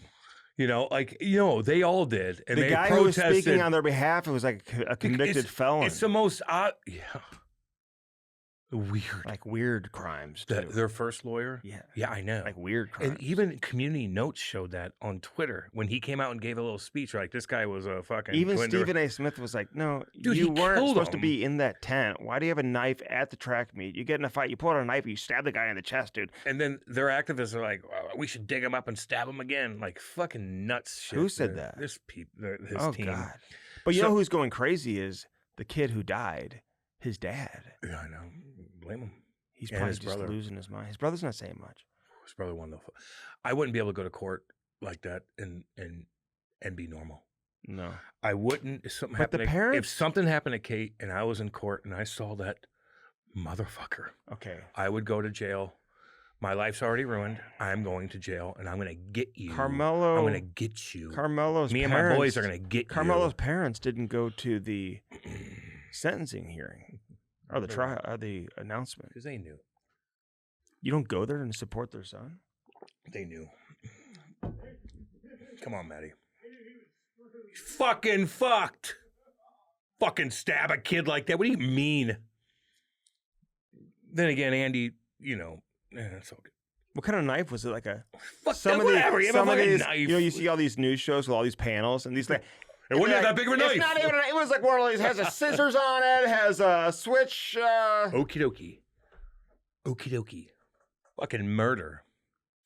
If it was the other way around, I would Well- say, hold on. If it was the other way around, I would say it was A murder. But the Get on with yourself. witnesses all say Fuck that with me. I Carmelo don't give a said, "Touch fuck." me and see what happens." Yeah, you egged them on, dude. I don't give a Get fuck. out of the tent. Get the fuck out You're of not here. supposed to be in there. Scumbag, scum of the earth. Fuck He's a you. 3.7 student. But- Give off. Oh, But the dad, Sure. Metcalf's dad, he was like went off on the superintendent of the school district because they let Carmelo come back graduate. and graduate. When it says if you're like, I think murder is one of the things that gets you expulsion from the school. Psychotic What world. kind we of live- world do we live in? I don't know. It's not good. Hopefully it changes. This makes it further It divided. could have been a lot worse. You know, Trump didn't comment on it, did he? I don't know. And I'm kind of glad he stayed out of Just it. stay out of that. Like, we all know. You don't need to jump in on that. You don't need to jump in. You don't need to jump on that. But I like the White House 250 though. That was fucking it got badass. a lot of attention. Gaethje fucking did his thing. He's a cool cat, man. He Who? was getting fucking chirped by Sean Strickland too for being a goyim. But I'd go fucking fighting that thing like no other. I don't give a fuck. They invited me. Matthew and Brady were there. I know they were. Yeah, Yeah. My buddies were down there too. Were they? Yeah, I'm going to Florida. Yeah, I would. You're love going it. with Kate's parents? Yeah. You excited? What? I'm at the What? stage in my life. Nothing. I love my Nothing, in-laws and no one's everything, bothering me, but though. like I just No one's bothering me. the big family trips are just not in the cards No one's right now. bothering me, dude. Get- I have my gi- own. Give me my wife and I, and maybe my kids, and we can do that. You're cooler than me. No, I'm I just have saying. to go down to fucking Florida. I got my own golf cart. I got my own section of the house. We have a $6 million house down there. I got my own fucking left wing of the house with my barbecue pit, my all this stuff. I could see the fucking ocean. I got my own golf cart. I'm going to do what I want. That's what I do. Okay. And I'm still going to hang out with them. I'm going to take the girls out in the morning. We're going to go to Okay, get okay. breakfast. Okay. I know. Am I not good with children? Jesus. No, it's great. That sounds great. It'll be cool. Okay. Yeah, I got to go to Florida. Yeah, we'll talk to you after. You driving down My Just new truck from with everybody? Are you fucking stupid? You think I'm Are you taking sitting people in the back of the Suburban? Yeah, like what? Like family Kate's vacation. Kate's dad's driving. I'm sitting in the back like this with 3 other people for 11. No, man. Where's my iPad? We're taking our time. We're going down there. Cool. It'll be cool. Yeah, sounds I'm like gonna get some goddamn good food. Yeah, I I'm gonna bet. hang by the beach. I'm gonna get my mind Hey. right. So anyway, White House 250 was awesome. I thought that was really cool. Yeah, Oh, except for the one guy, dude. Oh my God. The one hillbilly weirdo guy, heavyweight, that fought Derek Lewis, who I like. Knockout artist, got his ass. Derek Lewis looked like shit. At the end, when the guy won, don't care. At the end, when the guy won, he goes, Michelle Obama's a man. Oh my God, was that AI? I saw that. Was that AI? Maddie, why say That's terrible It's person. I don't listen. Michelle Obama is not. She's way more manly than this guy right here. But you don't do that and That's disrespect that. disrespectful. I think that's disrespectful. Yeah, I see it. How long that thing is? That's Kill a it. long. That's probably a good 3 feet. You'll never get in that hot tub again. It was so bad that people started like theorizing Yeah. Trump paid him to I know. So Trump's just like, fuck. Trump's like, God damn it, man. Like, I gotta deal with this shit. I tried to get a picture when we were driving. It's so beautiful there, by the way. But So anyway, people ride horses So anyway, on the side of the road. He said that, and it's blowing up, and now everybody's coming out and saying it's the most racist fucking shit. Oh my god, It's terrible. Oh, it's whatever. It ain't that fucking big of a deal, but yeah, cool, Andy. I listen. I know what you did. Okay, I know everything But you did you know the horses? on Did the you side make of the- love to her? Yeah, dude. Did you? Were you a man? Did you say, I love get it. in the shower and put on something goddamn cute? We Because don't know- we daddy, don't know what this. because don't care, because daddy's here. This was and this was the most Answer the disgusting question. thing. Did you do your thing? I said because Daddy's here. Did you do that? Yes. God, And I good did a for rain you. dance. Look, God, good for you, Andy. Cool. this is so disgusting. Did you? But I would recommend fucking- anyone go there because the food by the pool when they bring the 'Cause, food again, out- you get horny. Andy's been cooped up at the house. No, you want to know. His fucking kids are everywhere. It's always like probably something. You gotta do this. You gotta do this. And then once you're away with your wife Oh, and no one's there, it is. oh, you like, we're fucking doing things, Yeah. woman. Do you know? Get down with it. Do you know when you God! Get, do you know when you get the horniest? When you're flying, Yes. On the plane, just when she's sleeping on me or laying. like, I'm gonna get you. That's what I'd say. You're gonna get it. All Listen, right, here's the deal. Let's go. firstform.com/Cam and Strick is Son one of of our a- proud sponsors. In addition to Stiefel, where success meets success. The Cam and Strick podcast is brought to you by Stiefel. Wow, I got a long day today. Oh, is that the Folds of Honor one? Yeah, I got a long day today. I do an auction. So I'm wearing shorts for the first time. Oh, great. Goddamn. Stiefel, where success meets success. Firstform.com. Get that protein. Get it today. All the different protein options you have. I cannot wait for have you tried the shakes yet? Yes. How are they? I'll fucking snort those goddamn things. Jesus. I know. I can't, it's coming tomorrow. So I'm bringing a bunch down because Kate's cousin, Yeah. Paul, oh loves my that God. stuff. How many so people are staying in the house? We have a $6 Cousins? million house. Cousins? It's 2, 4, 6, 8, 10. Ain't for me, and that is not for me. I gotta do it, Andy. I get what you're saying. But I gotta do it. I'd rather have a hotel. Um, No, everyone has their own hotel. I have my own section. I No, picked out no, you what I don't. wanted. Not with 10 people there. Dude, no one even. I can go on I have a little staircase to go up to. Come on. What do I look like? Cam, can I borrow your towel? No, You have any No. shampoo? no. They're not gonna bug me. Hey, how long are you going to be in the bathroom for? We have our own bathroom. I could go to the bathroom and no one knows, and that's all Dude, you I just care about. burped in here, too. Because So when how are you I- going to handle when that? I go to the bathroom, sometimes it's I gotta have my fucking Can- phone on. What if your family, your brother, they're all in the hallway right outside the bathroom? Will No, you just go in there? I know what to do. Okay, I know what to do. fine. I know what to do. We're broadcasting from our Window World studios. We had a great lunch with our friends over at Window Hell World. yeah. JB and everybody. Oh, cool shit. Cool 800 shit. get Windows, 800 get Get Windows, Windows, 800 get 800 Windows. Save yourself money. Get the new energy saving windows. We've got a great event, by the way, coming up on July 25th. Can't wait for that. Yes. We're going to have some fun, man, at their annual trivia event. Party time. It's a party. It is a party. Raising good money. Yes. We're gonna pick out some people to come sit with us. Yes. If anybody's interested in St. Louis, Let us come know. on down. Hit us up. Hit us up, To baby. the highest bidder. Hit us up. Free food. Fucking chill with us. Have a good time. Raise some good Cocktails. money. Yeah. I'll Cocktails out the wazoo. Get on with yourself. Got a couple new drinks after being in the Dominican that I want to bring to the table. Did your stomach get fucked up? No. You didn't eat anything then. Because anytime I go to goddamn Dominican, woo, doggy. Have Holy you been shit. down there? Yes. Did you see the horses on the side of the Yeah, road? yes. God almighty. It is amazing. Anything else hockey that we didn't get to? No. No, it's the last game of the year. No. Is Toronto still interviewing everyone? I don't know. I don't know what they're going to do. They'll probably hire somebody that has nothing to do with anything. Chaika. Megan? Maybe the head coach. Megan. She should be the head coach. Tulski will come coach the team. Beautiful, beautiful brother and sister. Beautiful. I love Tulski. He's the most popular guy in town right now. Fuck. Women are all over him. What is dude. he doing? Women are just. Is he married? Is he smashing women? Oh my god. Is Tulski smashing, bro? God. What if he's fucking banging out goddamn Oh college my girls? god. I'm just asking. Who cares? Is he married? I bet he is. I don't think. I bet he got is. married at 19. I bet he got married at a very young age. Smartest person we've ever had on this podcast. Fuck almighty. And Tulski- he's ballsy. He's ballsy. I He know. doesn't give a fuck. He doesn't give a fuck. He's smashing. It's like you did. Window World, the official window of the Kansas City Chiefs and the preferred window of the St. Louis Blues. Yeah. Let's go. Save yourself money. They're recognized as like the best window company in the world Yeah, I know. And it'll by save every you money. major magazine. Fuck the man. It's going to be 100 degrees in St. Louis and the windows are going to creep, dude. Ooh. You're going to be fucking putting the fans on, shutting shit down. Jim Butler is your Chevy powerhouse. Woo!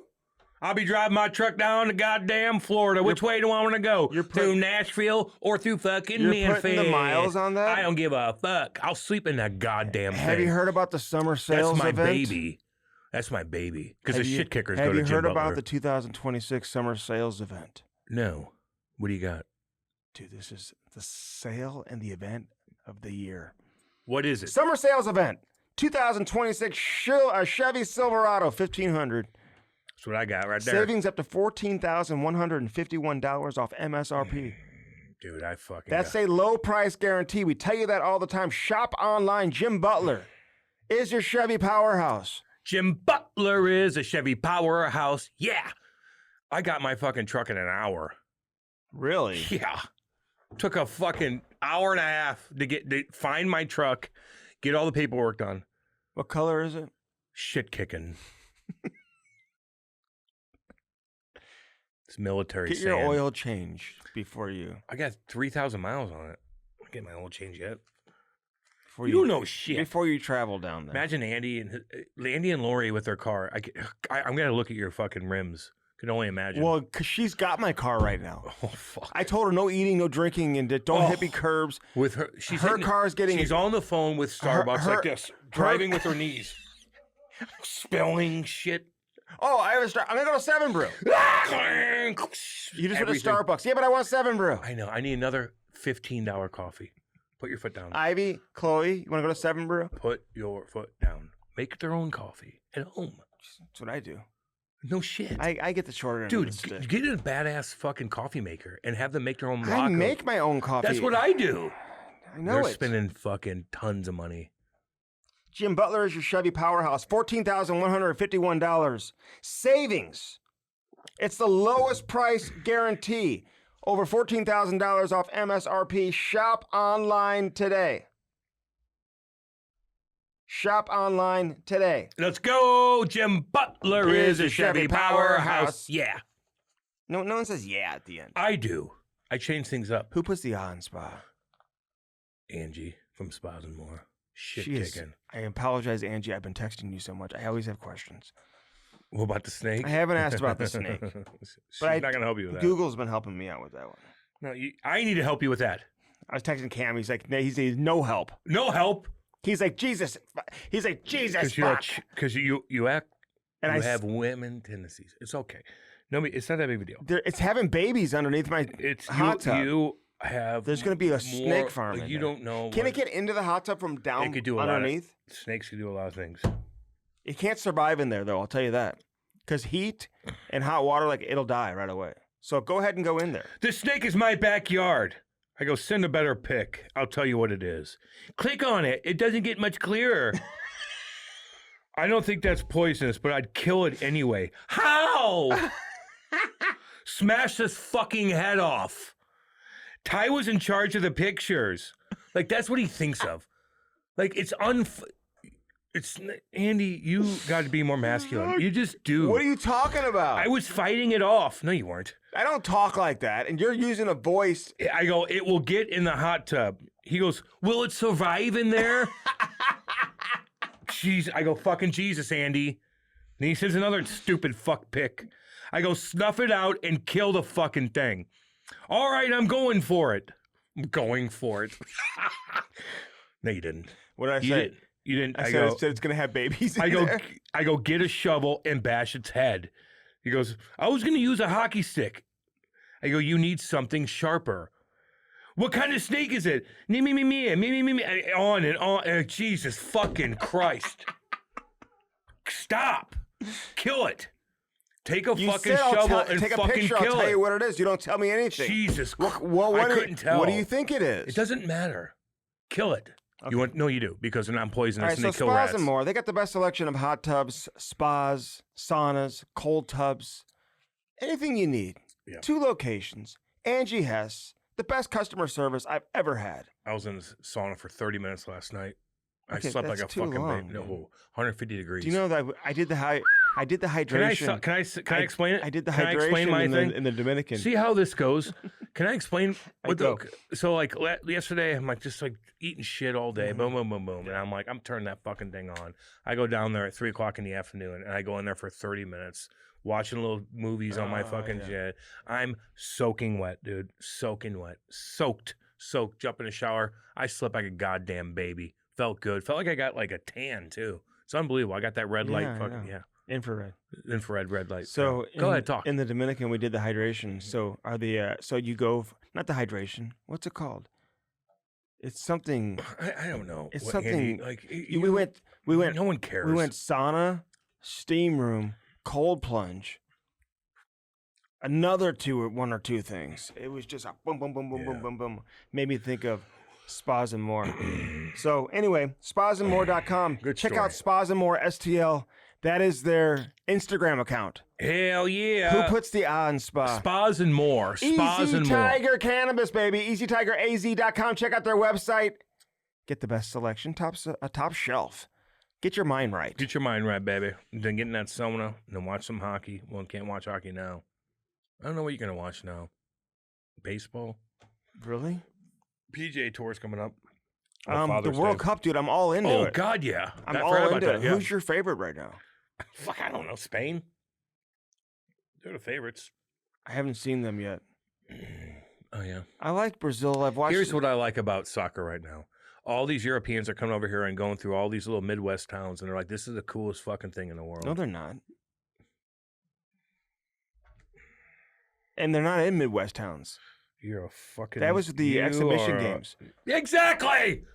They've been fucking... There's all kinds of... It's all over the place. You don't look at anything, because you don't look anything You think up. they're saying they're about all like- Kansas City? They're like, this is fucking badass. They're driving through like Alabama. They're like, this is unbelievable. There's gas stations that has everything. They go to Buc-ee's. They go fucking... They don't the hotel rooms are fucking gigantic compared to going over to Europe. Really? Yes. Have you been to Europe?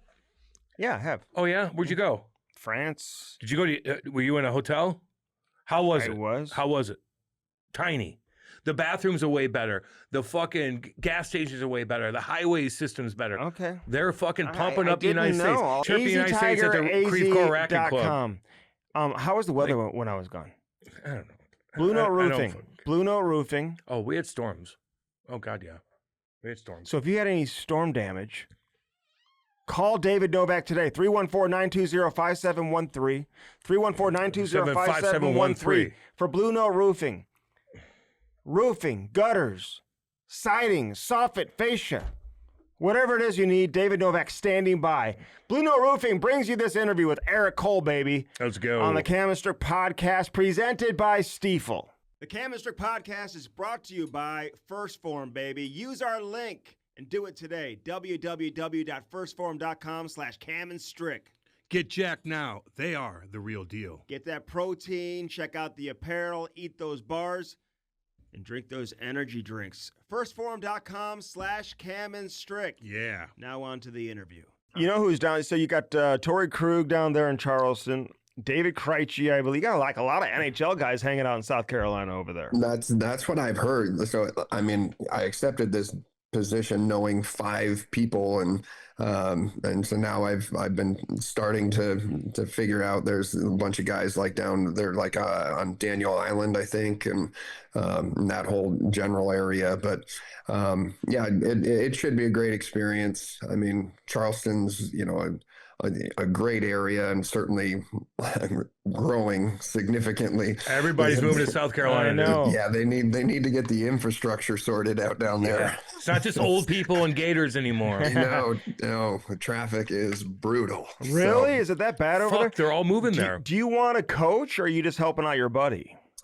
No, it's more so, I when I had to stop playing, I tried to prove doctors wrong for a little bit, and then I pouted for a year, and then and then I started coaching my son's hockey team and his group and everything, and enjoyed that quite a bit. And then he left for Northwood, and so I always just wanted to stay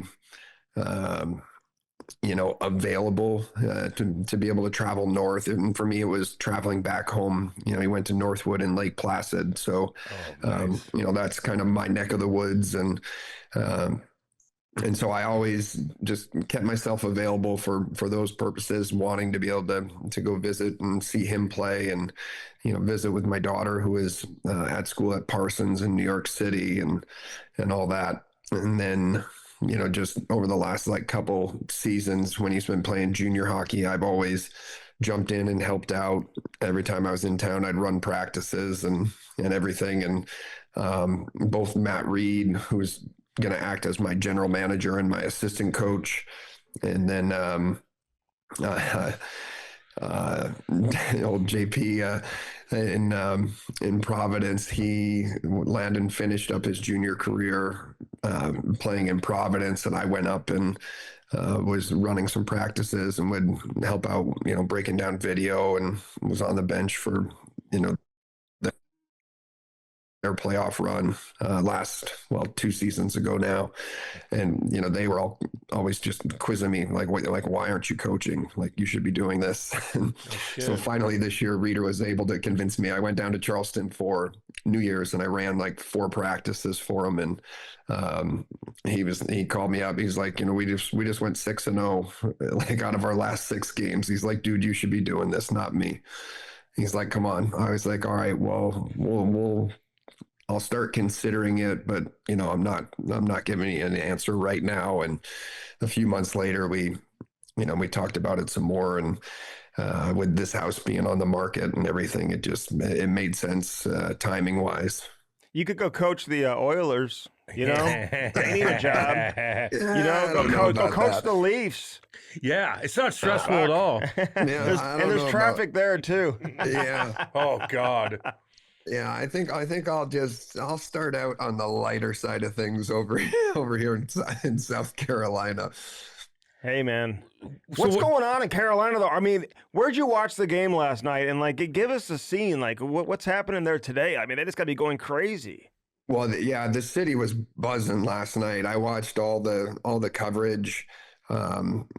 After the hockey game ended, and ABC's coverage stopped from Vegas, and then it was our local news, and they had outlets all over town. There was, the entire arena was filled. There was a mob outside of the arena, watching it from the front plaza there.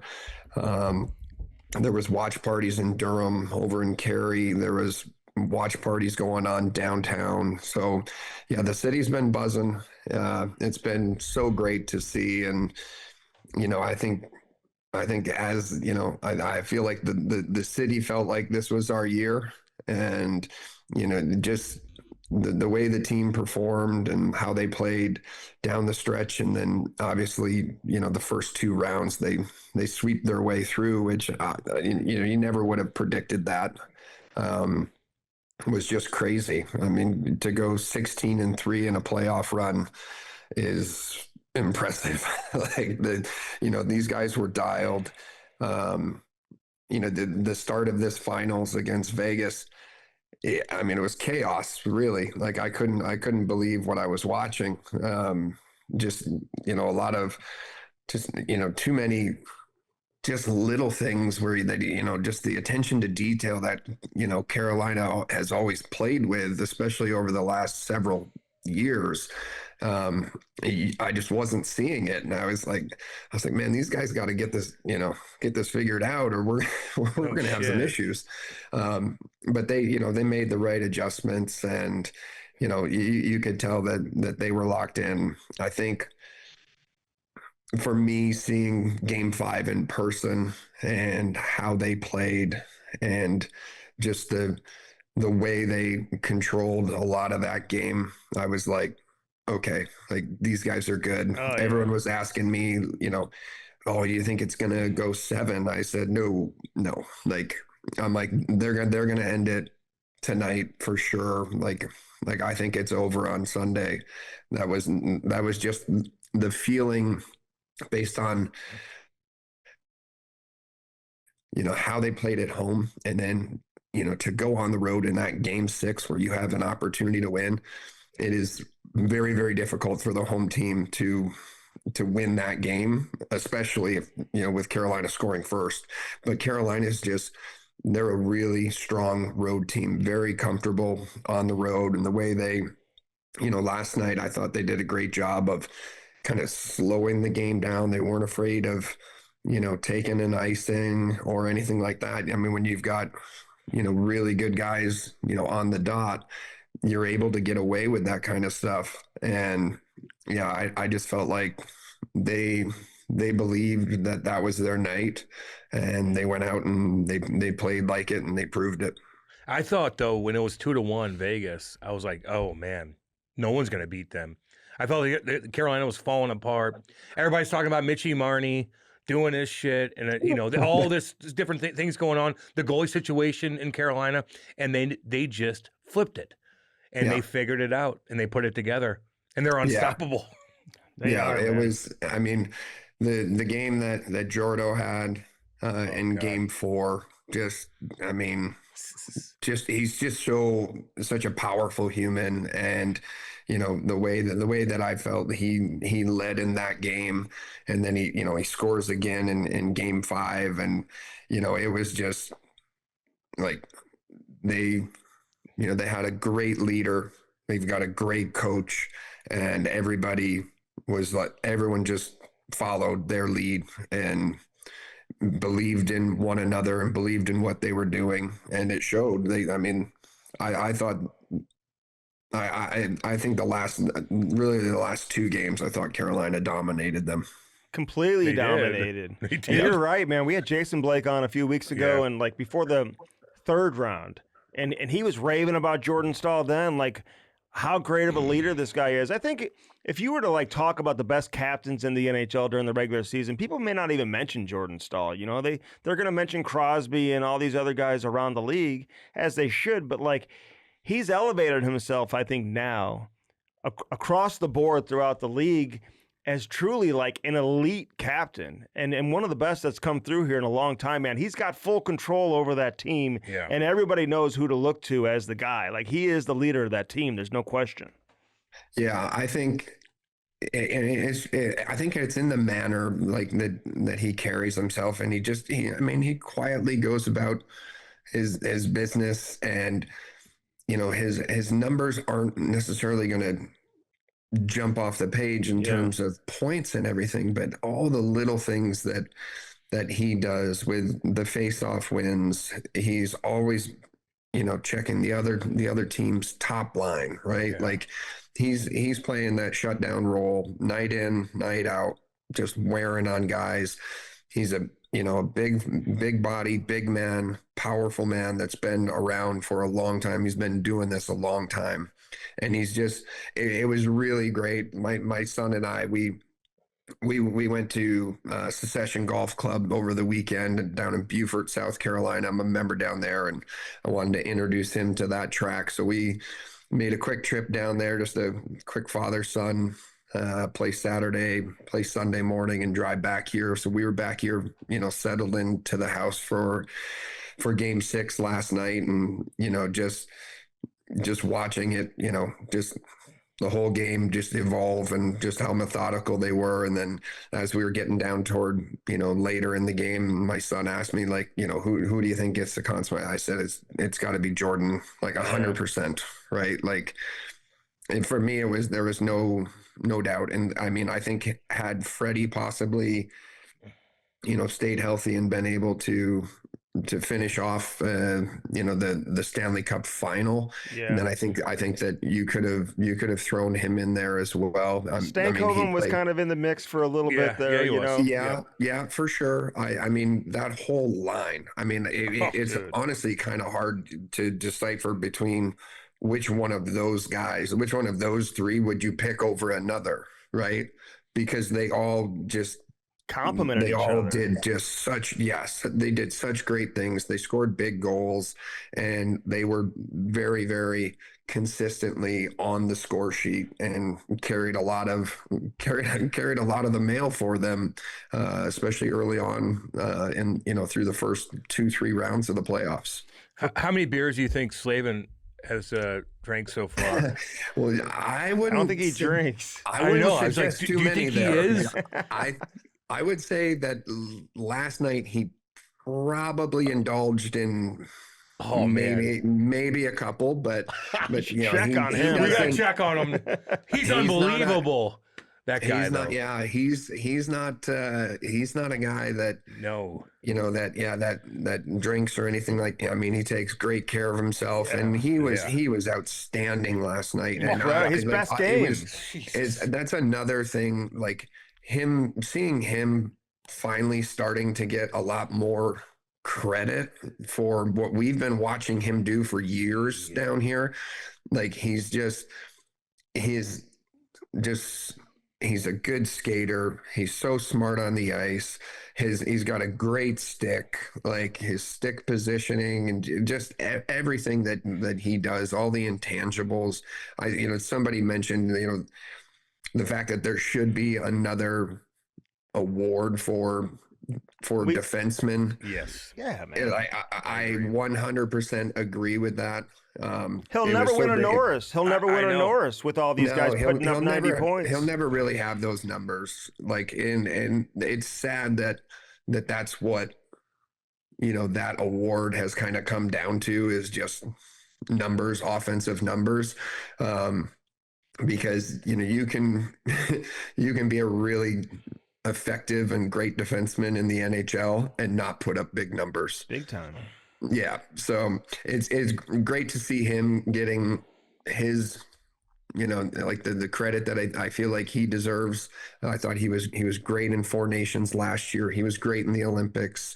And obviously he's been doing it here for years and nobody's really paid too much attention to it. What do you think of this Erik Cole, man? Like we had him on too. Yeah, we have. He's like the most interesting person in the league to me. Like he really is. He's like Yes. shaking hands and kissing babies outside of Partying. like the building and like what? Like this guy doesn't look the part. Like No. he's kind of come out of like nowhere. But you're going to see more and more teams and organizations start trying to copy what Carolina is doing, and it's going to start with Tulski. They got to find a Tulski. Yeah. But this guy deserves credit, man. He's a Stanley Cup champion. Right. He's put this roster together. Yeah, good luck finding another Tulsi. Yeah, exactly. I don't think that's happening. No, he's I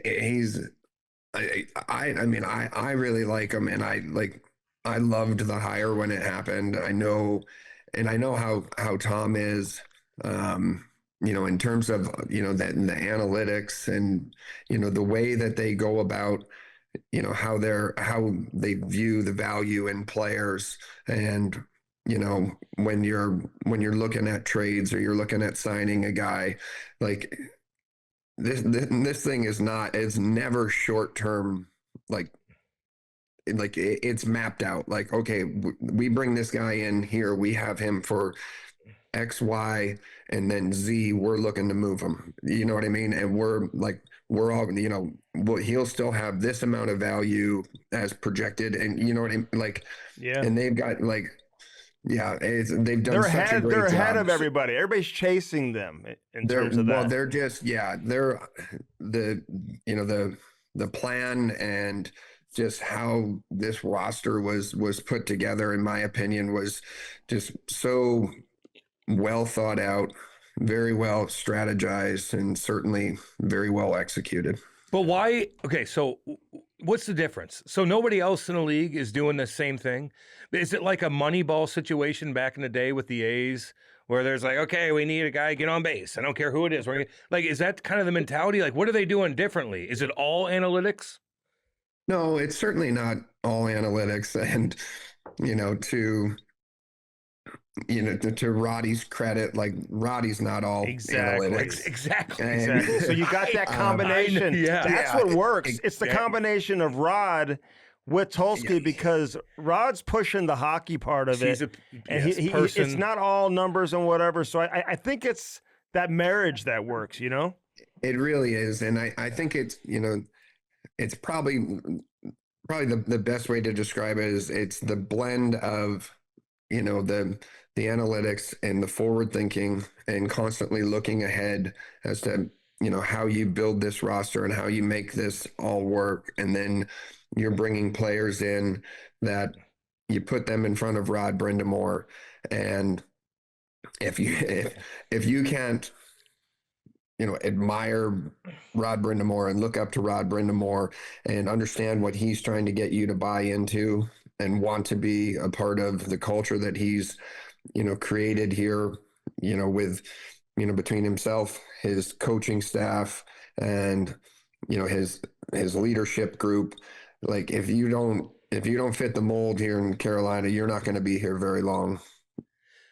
I mean, we've seen it, right? So, I think it's, you put these players and you bring them into Carolina, and then, you put them in front of Roddy, and everybody wants to play hard for Roddy, and everybody on that roster has so much, respect for him and how he goes about, his day to day, what he's done in his career, what he's done in his coaching career, and just how, his enthusiasm, the way he addresses the group and everything. Like, for us as like former teammates, I mean, well, I won't speak for everybody, but I know for me, and I've heard it from other guys, to see him in this manner, whereas as a player, he was just very much lead by example. And he didn't say too much. A lot of things, if he, had something to say to you, it would, he'd pull you aside in the gym and you'd have a little conversation, or, something like that. It was never, it happened, but very seldom, where he addressed the entire group, or he had to address the entire team. Roddy is like, he was the guy, and you just followed his lead. When I first joined the Hurricanes organization and I got brought in, and I got asked if I wanted to stick around all through August after coming in for the rookie hell week, and training with these guys that were in town, and Roddy was one of the guys. Like, I'll never forget, like, the first time I met him, I kind of like got a little tongue tied. Like, I wasn't expecting him to be at the rink that day. And like, he walked up on me and I was just kind of like, Was his shirt off? I'm Erik Cole. It was like, yeah. So it was kind of like an awkward introduction, but I had the mentality then as a young player. I was like, I'll just stay a half a step behind Roddy. And if I'm doing that, I think I'm doing pretty well, right? And like, I never really wanted to be a half a step in front of him. Like this is his thing. Like, if I just stick with him, stay right on his hip, you're doing pretty well in everybody's eyes, right? So he just, because he had that work ethic and he had that mentality and he had that leadership, and so it was just follow his lead and you'll be doing just fine. That coaching staff's how been I together, looked at it. right? The coaching staff's been together, man. Like Timmy Gleason, all these guys, Timmy Gleason, man. baby. Like, they've all been together. Like, it's Rod. He's the face, but like, they've got something going with that chemistry of just everyone kind of knowing their roles and everyone being together for so long. Absolutely. And one, Chris Huffine, in my opinion, he's also been here. That's who Roddy passed the cup to after he's been the video coach here. Yeah. I mean, since the Hurricanes have been here. Really? So, wow. Huffer's he's done a great job behind the scenes, that, doing a lot of stuff that guys don't always, think, oh, like, it comes from here. A lot of it does, especially nowadays. I think, most teams have two video coaches, but, you throw in Jeff Daniels and Tim Gleason, and, like, to your point, they've been together now for a good number of years, where, it all works, right? Like, they're all in together. And, he's always expressed, if people are telling me I'm doing a good job, or I'm good at what I'm doing, it's only because of the people around me and the support staff. He'll deflect it, all the time, and he's never going to take full credit for it. And, even, through some of his, like, contract negotiations, he wants to make sure that, everyone else is getting looked after, and that everyone else is going to be able to stay a part of this, because it has been working so well. And, everybody's bought in and understands, like, what they're trying to do. So Tom Dundon, hey, we've had him on too, but Hell like yeah. he's taken some criticism. Like, he's got this reputation of being cheap, not paying guys. Yeah. He, got rid of some guys who have been around for a long, long time, that was met with some criticism. The Chuck Gatons of the world, obviously Johnny Forsland, some of these Yep. guys that were like lifers Yeah. around Carolina. Ronnie Francis, like, getting rid of Ronnie Francis, man, like that. A lot of former players, man, like, talking to some of these guys, they were like, well, what's he doing to Ronnie Francis? How are you going to disrespect Ron Francis? What was your reaction when a lot of that was going on at first? Like, did you like him at first? Does he take care of the alumni? Like, what's the interaction with a lot of you guys with the owner, and what do you think of him now, man, that he's brought home a Stanley Cup? Well, yeah, he definitely came in, and, he wanted to, like, right away, he kind of wanted to make a splash at the deadline, which, Ronnie at the time didn't really want to be, wasting prospects, that we had coming through the system, that, are now cornerstones, like of the franchise. And so, there was a little push and pull there, like, right away. And, they just kind of weren't seeing eye to eye on certain things. And, for me, it was, while, a lot of my friends that I knew for a number of years in this organization were affected by, that ownership change. And to your point, it was a lot of, just behind the scenes guys and everything. But, the rationale that he had was, like, why would I, be, paying to have, radio and TV and this, and, like, all these different, outlets, when, for a $75 part, I can just simulcast the broadcast onto the radio. And now that gives me more money to put towards our team, and put towards bringing in better players at, every position, like, on the roster. That was kind of the mentality of it, was, where are we, spending money within the organization that we don't necessarily need to be, and we can take that money and put it towards having a better product on the ice, having a better fan experience in the arena. And it's been kind of that mentality with Tom, I think, from the beginning. For me, I can remember my first time meeting him. My first interaction was kind of at a roundtable night for season ticket holders. And after the roundtable, I waited around to, chat and say hello, introduce myself. And we must have talked for like 45 minutes about the team and about, certain players. And, he was really upset with Jeff Skinner at the time. And, it was, Like he was like when I can remember my first interaction, I remember walking out being like, man, he's intense. like like he was, but he really wanted to learn and understand, the inner workings like of the team and everything. And like that season was the year that I like announced my retirement, and I had a lunch with Ronnie, and he said, we'll do this, and we'll see what kind of role we can put you in. There's not really anything budgeted, anything more for scouting or whatever, but he invited me and allowed me to be, sitting with he and the assistant general managers and the scouting staff like during games.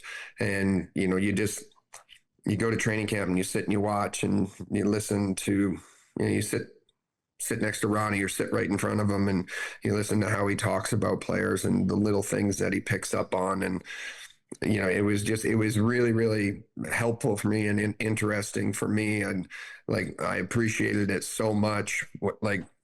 So that season, once I was already committed to coaching my son's hockey team, but at the end of my son's season, I was going to be trying to like be more involved on that side of everything. And obviously Ronnie had got relieved of his duties before that happened, but I can remember going into a game in the spring, and it was Tom Dundon, myself, and there was, Tolsky was around, Brian Tatum was in there, some of the scouts. I think Darren York was in the building that night, and Don Waddell was there, and they started, Tom started asking me questions about Bill Peters, and I was like, well, I like Bill. I've never played for him, but I know him personally, and he's always treated me well and everything. I said, but if not Bill, then who? Was my thing. Like you got to have be a good idea to have a general ballpark or a couple guys in mind that could possibly be available. And eventually the conversation led to Roddy, but Tom was asking me if Bill had lost the room. I said, I'm not in the room. I can't answer that question for you. I told him the guys that he needed to go talk to, Justin Williams, Cam Ward, Jordan Stahl, like the veteran guys. Justin Falk was still here at the time. I was like, you got to go talk to the veterans. He actually sat down, and I think he had like exit interviews with every player on the roster at the end of that season, and got everyone's take. And within another month or two, Roddy was getting announced as the coach, and Don took over the GM duties. And it's been a pretty great 8 years, right? So I just, I think Roddy's just done such a great job.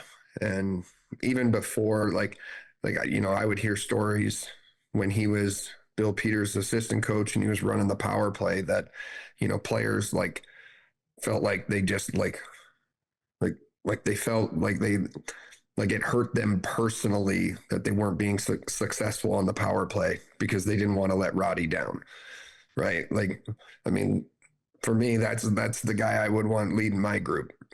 So I think he's done a great job, and the players love him. It's clear, right? The way they all interact with him, the way they talk about him, and he's really brought back just a great culture, one that feels very familiar to what we had 20 years ago. Why do you think Rantanen didn't get that vibe? You would think a guy like that would understand what's going on, talk to the players, and kind of want to stay there. Yeah, see, that was one that I never got a lot of. I didn't question it too much and try and dive into it. Like for me, like from my perspective, it was a player that ended up, getting traded by Colorado unexpectedly. I don't think Exactly. Yeah. I don't think he envisioned him I think he thought he was still in a bit more of a contract negotiation when he turned down like their last offer, and when it turned out that he wasn't. That was I think that he was really I think he was really hurt by that trade, or that it was just so unexpected that it didn't matter where he was going to go. I don't think he was going to be happy anywhere. I feel like I kind of feel bad for him that he didn't didn't give this place more of a chance. But again, coming from the way that Colorado runs their top guys and how many minutes those guys eat up, to go to a different organization and be in a role where you're playing 6 less minutes than you're used to, or you're not getting the same amount of ice time, or it's just not what you expect. You didn't expect to be traded to begin with. Like, it kind of wasn't a very good recipe for him, nor for the Hurricanes for that matter. And so you move on, and you get back Stankoven, who's he was arguably one of the most effective players on the roster, not just in the playoffs, but this season. Yeah. Yeah. I And think he's you're not big either. 100% right. Yeah, I mean, I agree with that. because I remember talking to his camp right when it happened, and they're like, he completely blindsided. Like he had no idea. He thought he was in a negotiation, like you said, and I just Yeah. think it was like such a shock. And I think he wanted to have a little more control over where he was going to go. So they were able to orchestrate that trade with Dallas, get the extension with it, and they were able to get Stankoven. So I mean, that's where I give Tulsky credit for how he kind of stick handled through that, because I was critical of Carolina at the time, being like, "How are you going to trade for this guy?" Giving up weren't as the much only as one. you did. I know, giving up as No much as shit. you did, and you didn't have an extension in Yeah, place but you gave up Natchez. You know what I'm saying? So Yeah. it's like, Who looked good off the and bat. and you don't have an extension. I Now you're gotta gonna be lose honest with you, Rantanen. Yeah. I was not sad when I found out that Marty was part of that trade. Really? I was not sad. For me, he kind of drove me nuts. He's a big, strong guy, very dynamic player, and I feel like he could be as much of a game changer as anyone else with his talent level Yeah. if he wanted to. Mm-hmm. For me, it was, finish that hit, or just like lots of little things, but it was, and yeah, it used to kind of drive me a little nuts. So I was okay with that, and yeah, I mean, well, look where they are this morning, waking up as Stanley Cup champions. dude. So With it's- Stankoven, who's like With Stanky. finishing hits. He's like stays on his feet when guys twice his size just run him. He wins battles. Yeah. He's such a playoff type player. He was that guy in Dallas too. He wasn't scoring a ton of goals in the regular season for Dallas, but you watch him in the playoffs. This guy would come up and score big goals in and around the paint. Played so much bigger than his size. yeah, the guys in Dallas loved him. Yeah. Yeah, for sure. Yeah. Now he's and then you watch he and Blake dog that puck in the corner Oh, as a tandem. I mean, it was like having two bulldogs, biting at your legs. I know. Over there in the corner. Annoying. Yeah, like they're on you, and they're just relentless workers. And you turn away from one of them and the other one's right there. Like they just, that line just complemented one another so well. And and that was a huge goal in last night's game, right? And not even just the fact that it was scored, but how they earned it was very, very big. And it came at a time in the game where They needed it. Carolina was already tilting the ice, right? Mhm. Like, I don't think Vegas had a shot in somewhere around 19 minutes. 8, 9, 10 minutes that at time, that yeah. point, at Yeah. that time, right? And so it came at a time where, the ice was already kind of tilted, and then to, in the manner that goal was earned, and it goes off of Marner, past the goalie at the end. Where he is jumped a out of the way. Very deflating goal, right? Like, Mm. and yeah, it just, I think my son Landon actually, like, he kind of sat up like when that went in and gave a little fist bump and was like, yes, like, Yeah, I know. like, because he saw, like, he recognized, like, that was a big moment in the game that, I had, people started blowing up my phone. They're like, yeah, good call on tonight's game, and this thing's over. It's over. I was like, Fucking over. well, let's just pump the brakes. Like, no lead has really been all that safe. No. So No, because I like that Jackson Blake too, man. Like, God, yeah. he's just a worker. Like, even when he turns the puck over, he's the first guy back. Yep. You know what I mean? Like, Disrupts. he just doesn't Like his stop. daddy. yeah, So how much does he remind you of his father? Right? The way Like, his mannerisms, the way he like holds his stick, the way he does everything. Did you play with Jason in the Olympics or anything? Like, well, we actually roomed together at the orientation camp out in Colorado, and then he was one of our reserves at the Olympics. Like, Okay. he didn't play in the games, but he was. I think it was like he and Matt Cullen and like Hal Gill. I think maybe it was the other guy. Like, they were not in the village with us, but they were there in case we needed them where they had injuries or was whatnot. he faster than Jack? I feel like maybe he was a little quicker around the ice, or not. Maybe not. I feel like probably. I think he was probably faster, like straight line, Yeah. like getting up the ice. But I think Jackson's probably a little bit shiftier. Got it. Not that his dad wasn't shifty. Oh no Yeah, shit, he he like- was, man. and mean. But oh yeah, he had a little bit of a Yeah. temper on him. Yeah, he did. Yeah. Who's faster than you?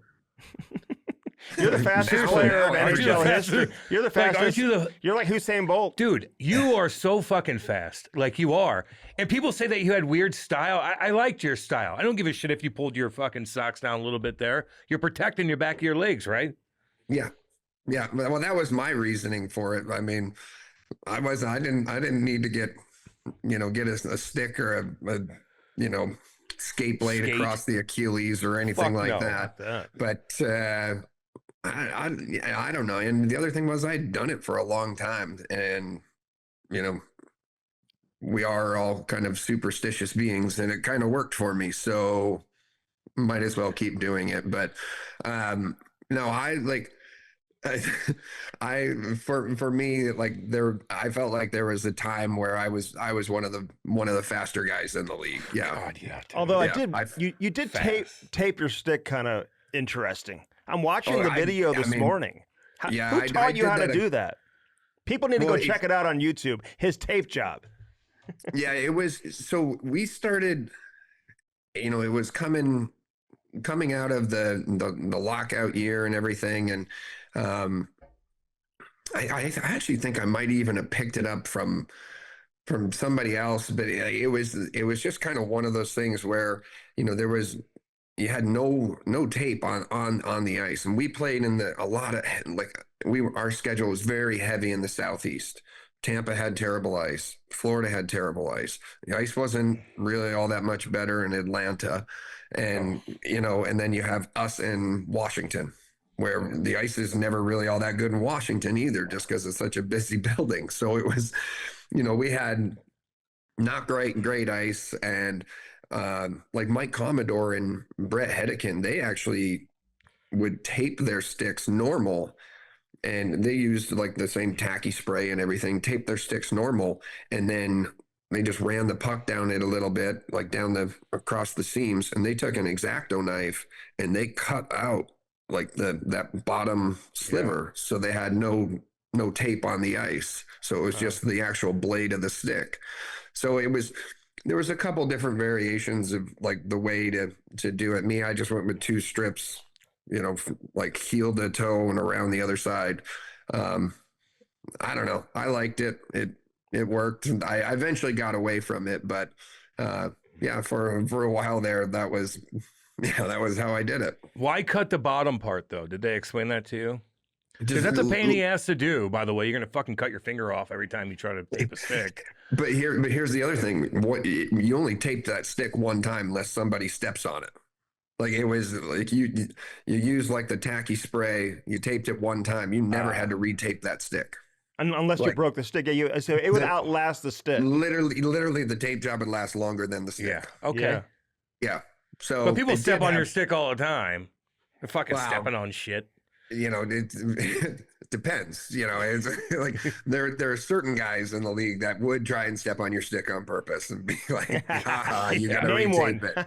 Yeah, you know what I mean? You're just like, Hey, bro, you fresh played tape job. you played for Babcock. Do you hate Babcock as much as Commodore does? I don't know if anybody does. But give me your take on him. Like, what We do you, had him on, by the way. what do you think? Well, both of them. We had Babcock on too. Yeah. What do you think of Babs getting back in after all the shit that's gone down, and then now Edmonton wants to hire him? Like, what's your opinion on that? So for me, I don't have like a tremendous like opinion like as to all the like with all the stuff that I've heard, you know, like in my experience with him, he was great with me. But I was in Detroit for a cup of coffee. I got traded, you know, by Dallas, you know, a day before the deadline or whatever. And I went in there. He sat me down, had a meeting. He's like, this is how we play, it's what we do. You know, we go out and we try and do it great every night. And, you know, we're trying to win games and get back into the playoffs. He's like, it's what we do. Like, he goes, I want you to just do what you do that makes you a good player, and, you know, everything will be fine. He put me on a line with Zetterberg and Justin Ablicator.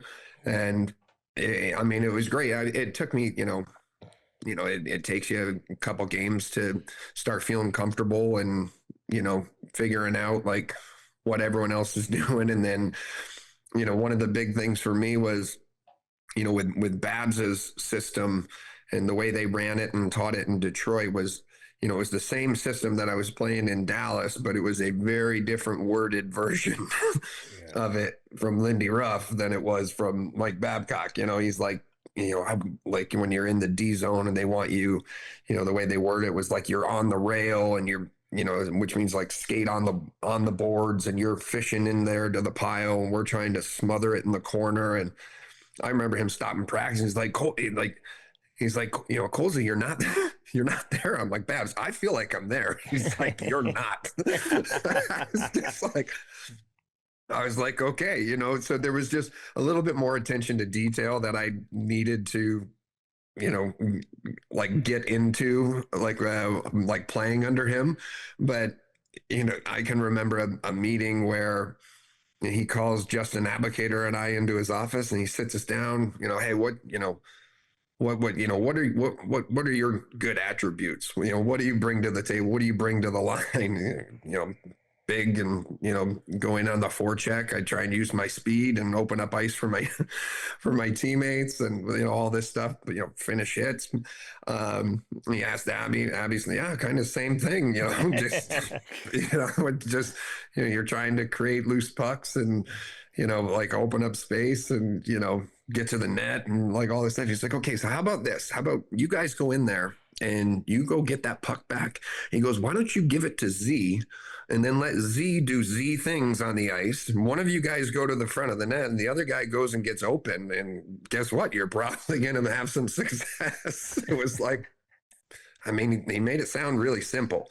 So sometimes it is simple. Give it to Z and let him do his shit. Exactly. yeah, just give it to Z. Like, okay. I thought he was going to have you rank the players. You know? Yeah, I know. Thought he was going to tell you to rank Let the me players. look at your photos. Let me look at your phone. I didn't experience any of that. And then I know, like, even like, you know, when he first came in and, you know, I feel like some of that, you know, the greats that they had, you know, them, you know, that I lost to in 2002.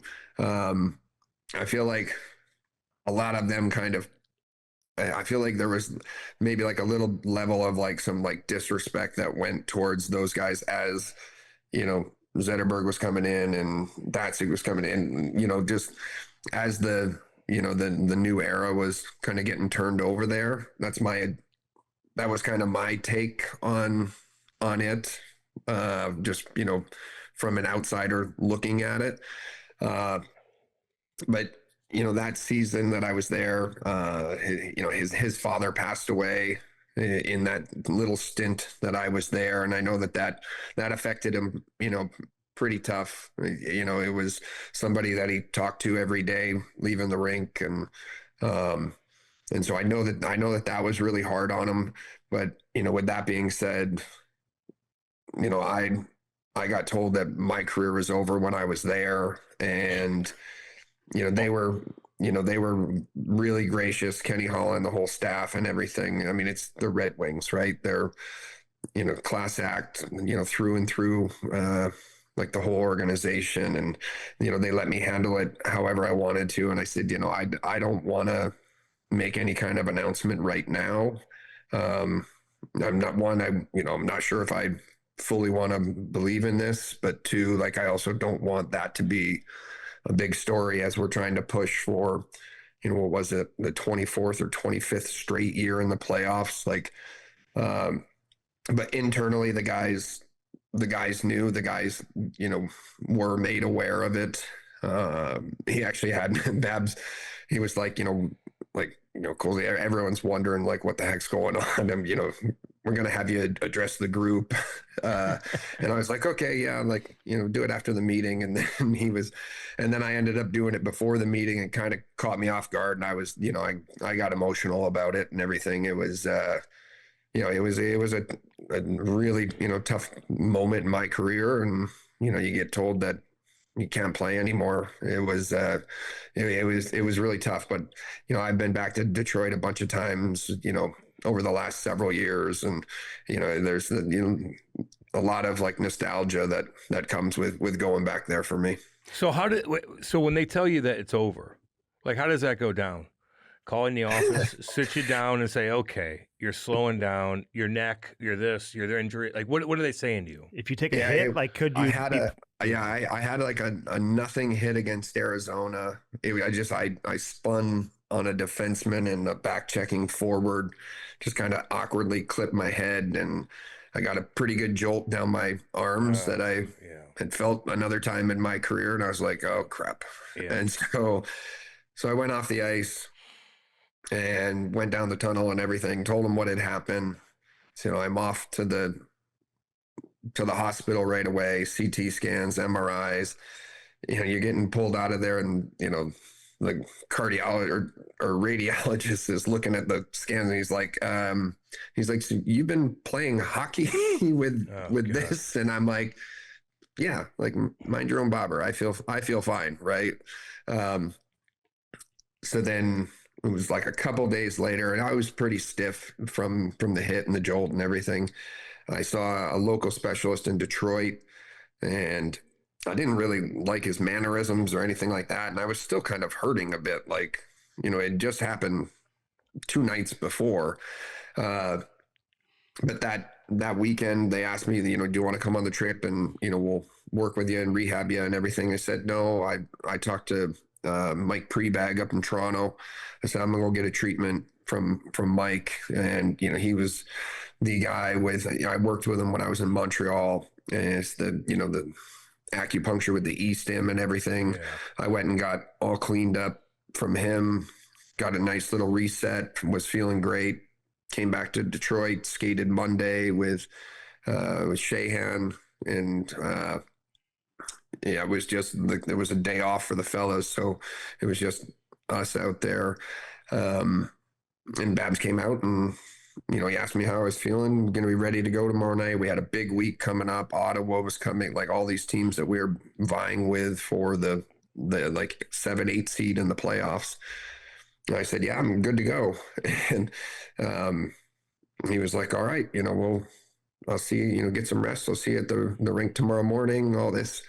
And then my hotel, I stayed at the Townsend Hotel when I was there. The hotel phone rang after missing a couple like numbers that I didn't recognize on my cell phone.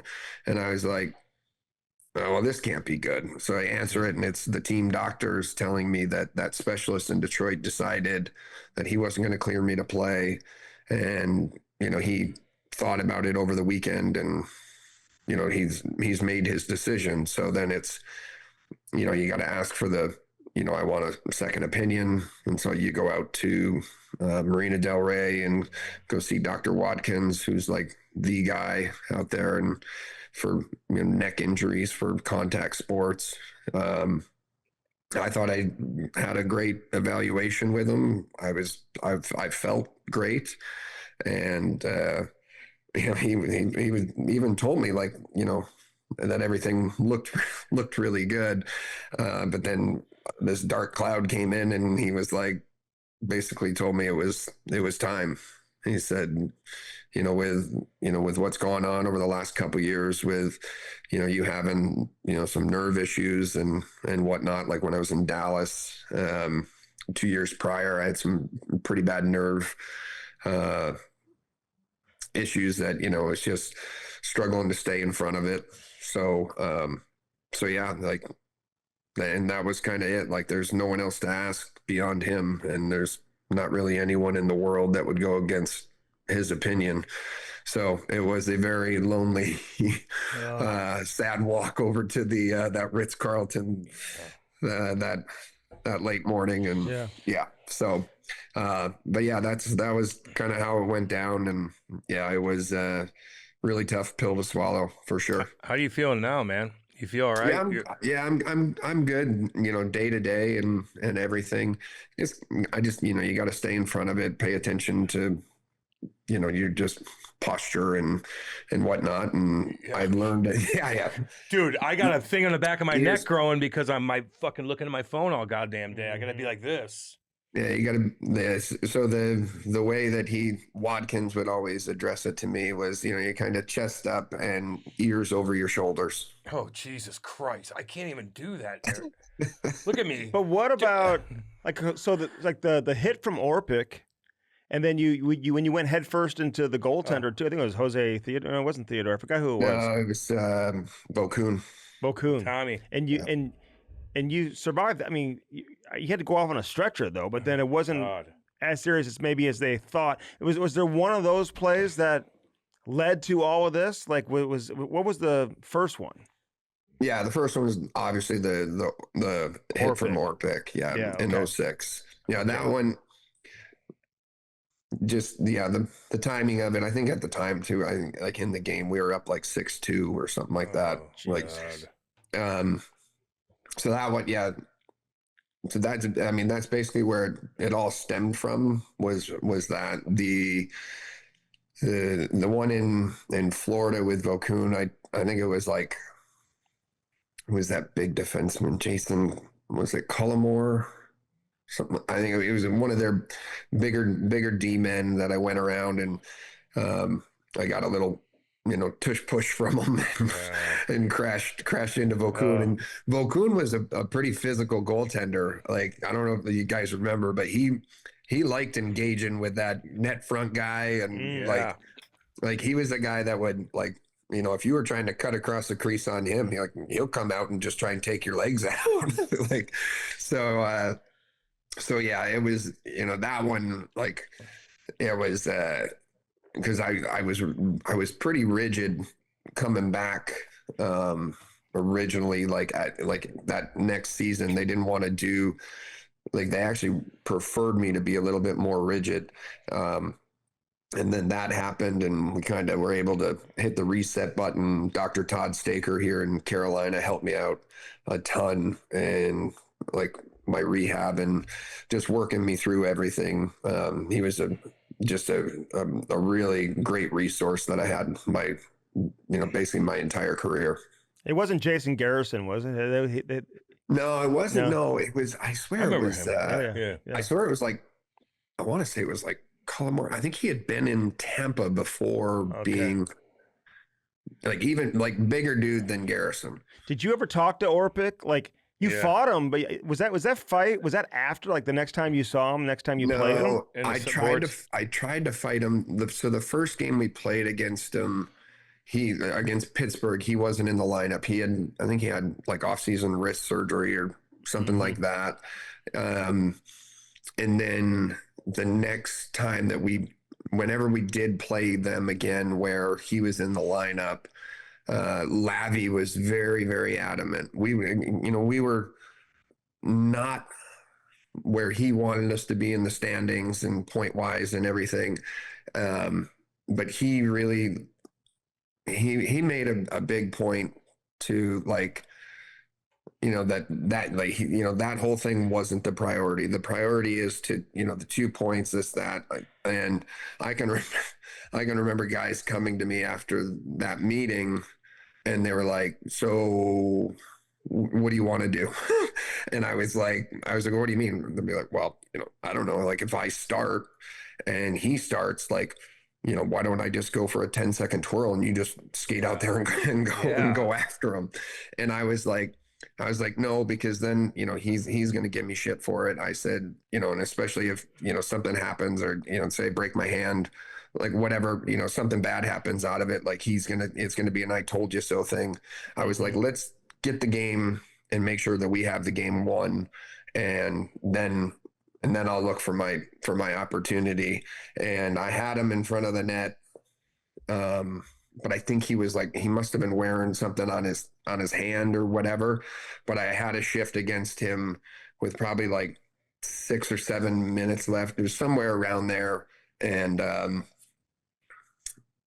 he told me he couldn't then. And I was, I said like, fuck, you owe me one. And he was like, he kind of shook me off. And I think he must have been wearing a brace or something. Because I was really surprised that he wouldn't.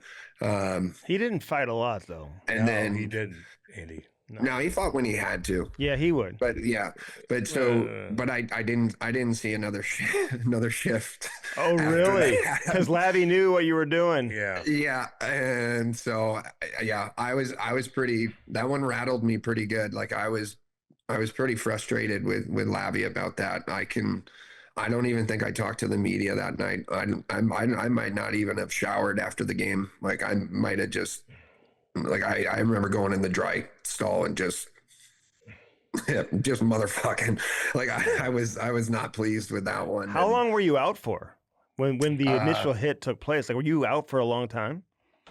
I was out until game 6 of the finals. Oh, that's right. Yeah. And it was in March, I think, when early March till June. That's awesome. You got to come back though. You got to come back and play in game 7 and no shit. put that cup over your head, man. Yeah, it was, I was very, very lucky that I had the opportunity to play. I mean, obviously the guys played so well and so hard. The battle of that series against Buffalo was just back and forth. And it was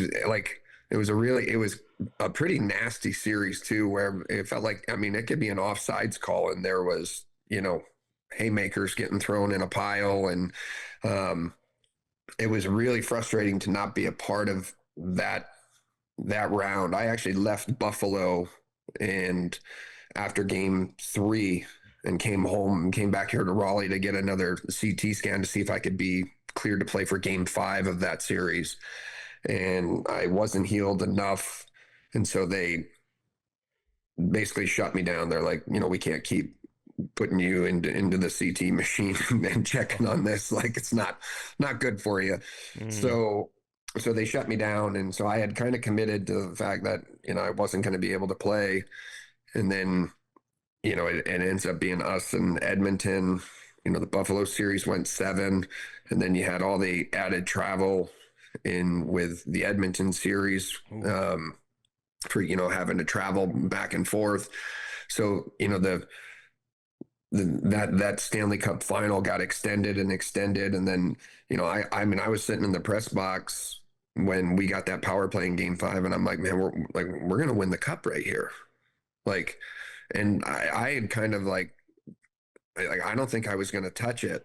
Like, had I not been able to play, like I didn't want to be down there in my suit, like holding the cup. And so, we end up with a turnover and Fernando Pisani, scores a OT shorthanded goal against us. And Doug Waite had got injured in that game 5. I was going to ask you if that's how you got in the lineup was because of Dougie, his shoulder. It was because of Dougie's injury. And we were headed back out to to Edmonton, and I made a little comment, you know, I think it was to Jeff Daniels, because Lavi was on a phone call. We had stopped, you know, somewhere in middle America, and I just, you know, said, hey, when Lavi comes back on the plane, ask him who's taking Dougie's spot in the lineup, and just kind of let that marinate. So we ended up, you know, kicking it around, and it had been close to a month since my last CT scan, if not like on, you know, even right on the number. So we tried getting a CT scan somewhere in Edmonton, and it would get booked, and then it would get canceled, and then it would get booked, and then it would get canceled. And so, yeah, shocker, right? Yeah. So I ended up having to fly to Denver, where, you know, our team orthopod had a classmate from college that was there, and so I flew to Denver from Edmonton by myself, and he picked me up at the airport, brought me over to the clinic, got a CT scan. I got a hard copy, and then they tried to find a way to send the scans back to my doctor at Duke. And, you know, next thing you know, I'm on a plane back to Edmonton, and the spine specialist at Duke, Dr. Bill Richardson, was invited to hop on the team plane with all the family members and fly out to Edmonton for a face-to-face meeting that day and clear me to play. And, you know, we went out there and got our butts kicked in game 6. I felt horrible. Oh, I bet. It was, it was not good. I think I got back to the hotel that night around like 12:30 or something like that. And yeah, everything was just like such a whirlwind. And, you know, we tried to keep it under wraps, and it was, you know, all smoke and mirrors, like all the way through, like, you know, kind of right up until just about game time. So yeah, it was a pretty emotionally exhausting couple of days, and certainly physically, after not having played for, you know, for quite a few months, was, to step into game 6 was a real good slap in the face. Well, you keep going down. You go down to South Carolina and you do well in coaching, man. Shit, you might be fucking coaching for Edmonton here soon. You never know. Hey, Pronger was great in that series too, man. But like, Dougie Wake got traded that year from St. Louis, and then obviously re-signed with the Blues. Man, so we were watching that closely. And we had a bunch of your teammates on who was part of that championship team too. So, yeah, you know, you had a great career, man. I loved watching you play back in the day. Love playing against you, man. Shit, yeah. I didn't like playing against you, to be honest with you. You're always respectful. I like playing against either one of you guys. You didn't play against Andy, but like, why are you on the ice out here? Don't you should be on the ice with me. Stop. Get out of here. Oh man. Hey, I respect the shit out of you, dude. Yeah. I'm glad you're doing well. Check out the coaching thing, dude. Like, you know, you got so much knowledge. Use it. Yeah. You know, see where that goes. You never know. Yeah, we'll see. It'll be a fun way to get into it, and you know enough people, man. You like it. You whatever get the you want to do. You're gonna have lots of No opportunities. shit. So Yeah, exactly. Well, yeah, we'll see. I you know, I haven't decided which way. You know, I don't know which way it's gonna go.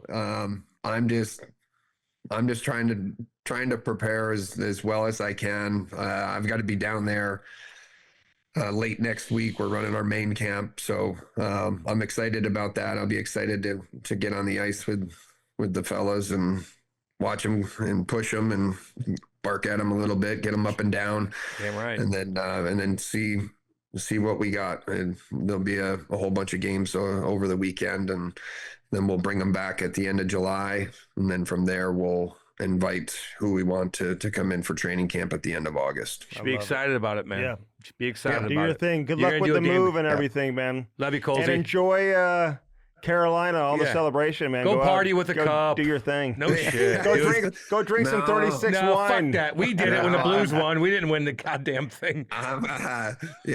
Those guys, I'm gonna let them enjoy it. I've got enough going on around here anyway, and but no, I'm super proud of the group, and you know they've got some great players, great humans, and a great staff. Obviously seeing all the videos with Roddy and, and So everything funny. last night. Yeah, it's so great to see and so happy for him. And Check on Slavin. That's right. You got to check on Slavin. yeah, I'll Make sure He looks at a drink, he's fucking wasted probably. Yeah, I'll toss him a water if I'm down at the Yeah, parade. exactly. A Gatorade. Yeah. Colsey, you're the man, dude. Yep. Appreciate you coming on. All the best to you. Thanks, All bud. right, thanks guys. Be All good. right. Thanks for All right, having good me. luck to you. See Good you, luck Eric. to you. Thanks, man. Cheers. All right, that was Erik Cole. Big shout out to Carolina, everybody. I got to give a shout out to Hannah Yates. Oh, Hannah, what's up, girly girl? How you doing? It's my girl. And to I worked Trip with her 7 years. and to Trip Tracy. yeah. These guys have been around there for a long, long time. I'm forgetting some other people, man. I apologize. But regardless, just very talented people, generous people. They welcome you in with open arms when you go to Carolina. And I couldn't be happier for the Stanley Cup to now reside in North Carolina, the great Again. state, although they have a weird governor. Shut up. Have you ever heard about You those? don't even know anything. And do you know when they were chanting "No No, no. means no"? I don't think the owner probably liked that very much. No, because they won a Cowfoot and they were going to get actually Carter Hart too. Yeah, but I'm surprised. Are you But- surprised the organization should they have come out and said, "Hey guys, let's not do that"? No. Okay. Start up a fucking firestorm. No, Okay, fine. because yes meant yes. But in that's that what I mean. I think situation. the owner, the governor has had some weird policies. Yeah, and stuff. yes means yes in that Are you situation. familiar with the governor? Not as much, but Andy saw a tweet somewhere and now he thinks he's smart. Okay. No means no. Well, she said yes, according to the woman judge. Okay, I don't want to get into that. No, I'm just telling you. I'm just saying. People were like, women don't do that with men. Well, All right, they do. I've got to get on and find this snake. So listen, we appreciate Erik We love Cole. you guys. Hey, had the best time in Florida. We'll talk to you from Florida Thank next you. week. Yeah. I'll be there. I With got another all my stuff. with another great guest. Yeah, don't be late and get everything set up. I will. And I got it. Unlike you. be professional. Yeah. Unlike you. Yeah. I will. Be professional. Unlike you. Yeah. I And, will. and report back to me how it's going with the family and everything. Hopefully you guys golf together Well, and everything. yeah. No, I don't know if I want to go. You taking your clubs? No. No? Well, then you're probably not. Well, you can rent clubs. Stiefel, where success meets success, brings you the Candlestick Podcast. Live from our Window World studios, 800 Get Windows, 800 Get Windows, 800 Get Windows. Get your new windows today. If you have new windows, don't forget they also do sliding glass doors Everything. and some Save money. exterior stuff as Yes. well. You gotta save money. It's gonna get hot in Yes. St. Louis. Oh yeah. And Kansas City. Ooh. Jim Butler is your Chevy powerhouse. Again, savings over $14,000 off MSRP off the Chevy 1500. That's what I got.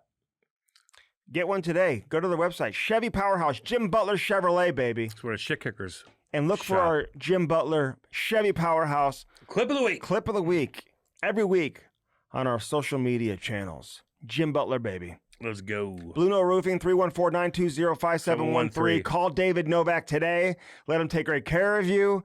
It's storm season. If you have any storms, any damage, he's here to take care of you. And we have storms and we have damage. EasyTigerAZ.com. That's the website. Easy Tiger Cannabis. Get your mind right. Get your mind right. Are you going to get your mind right in Florida? Or are you going to... God. Is Kate driving? She will probably a little bit. Okay, good. It's my truck. I'm fucking driving. You let her drive the truck? Yeah. Okay, good. Kind of. I don't see too many women driving pickup trucks where I live. I think it's sexy as shit when they do. Really? Fuck yeah. That's interesting you say that. Mm-hmm. I love that. I bet you do. David Novak, baby. 314-920-5713 1-3. for David Novak. Firstform.com. Get that protein. Get it today. Take lots of those beef sticks and Oh, the God, smash yeah. cake bars Yeah, are back I right got now. a bunch of stuff. The strawberry smash cake bars, my favorite. I'll bring one in studio next week. They are my favorite. Bring one in and eat it in Yeah, front of I'm the going camera. to. Because people want to see that. We've got lots coming up on the Candlestick Podcast as well with the unrestricted free agency Yes. around the corner. But first, the NHL draft. Oh, my God. We got the buyout period starting 48 hours from now is when teams can buy players out. Who's getting bought out? Some bitch. We'll see. Let's go. You know who wasn't overly impressed with, and it was their big acquisition? Who? Rasmus Anderson. Yeah, he turned the puck over a lot. And I know what you mean. Penalties. Penalties. Turn the puck Like, over. he's a free agent. Like, he's going to get paid by somebody. I don't know. If Vegas is going to keep him? How old is he? Is Pietrangelo coming back? What's He going looked on? pretty good when he did the song. Who, Petro? Yeah. Did he do that before Yeah. the game? You didn't see it? I know, I didn't see Yeah. that. He looks. My dad's like, wow, he looks skinny. Oh, wow. Yeah. Good. Good. He always looks skinny though. Yeah, I know. I know. I'm like, yeah, Dad. He looks Did skinny. he have a playoff beard or? Yeah. He looked good. Spas He and looked more. young. Who puts the eye on Spa? Spas and more. They do. Spas and More STL. That's their Instagram account. Follow it. Spas and More has a big event coming up at St. Charles Convention Center. Cam, I believe you did the. I did the first one this year too with the boys. It Oh was yeah, awesome. you did the voiceover for it. Yeah, I did the voiceover for it. I was there at the convention center downtown at the Dome. Oh really? Yeah, it was by the Dome. Maybe it was in the Dome. No, it was by the Dome. No, it was a convention center. It's by the Dome. Yeah. I mean, they got a million things. She's selling these gosh dang things like hotcakes. All right, June 12th through 14th at the St. Charles Convention Center. Anything else you want to add about that? Yeah, go buy a hot tub. Go buy a sauna. They have all cold tub, whatever Yeah. you guys need. Health and wellness. Put that in your basement. That's what we're doing. baby. EasyTigerAZ.com. Get your mind Mind right. right. And do it today. Do it today. All right, listen, that was Erik Cole with a K. We appreciate Yeah. Maddie and everybody here at Half Coast Studios. Love you guys. You guys have a great week. Hit that subscribe button. Leave us a comment. Who's on your wish list for Yeah. unrestricted free agency Let us and know. for the NHL draft? Who do you want? And who do you want to see on the Cam and Strick podcast There throughout the you course of the go. summer? You know Love we you don't guys. stop. We go all year round, baby. All year, baby. On the Love Cam you. and Strick podcast presented by Stiefel, baby. See you, dudes. Peace.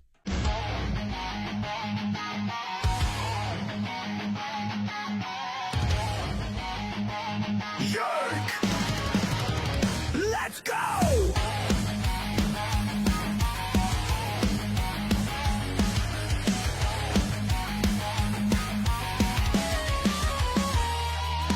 Cam's a shit kicker, 2 bombs in the lead. Soul Dragon Cougars, no time for fatigue. And he's a shit talker, stirring up the show. Never played a shift, but he's ready to go. Mic check, 4 check here.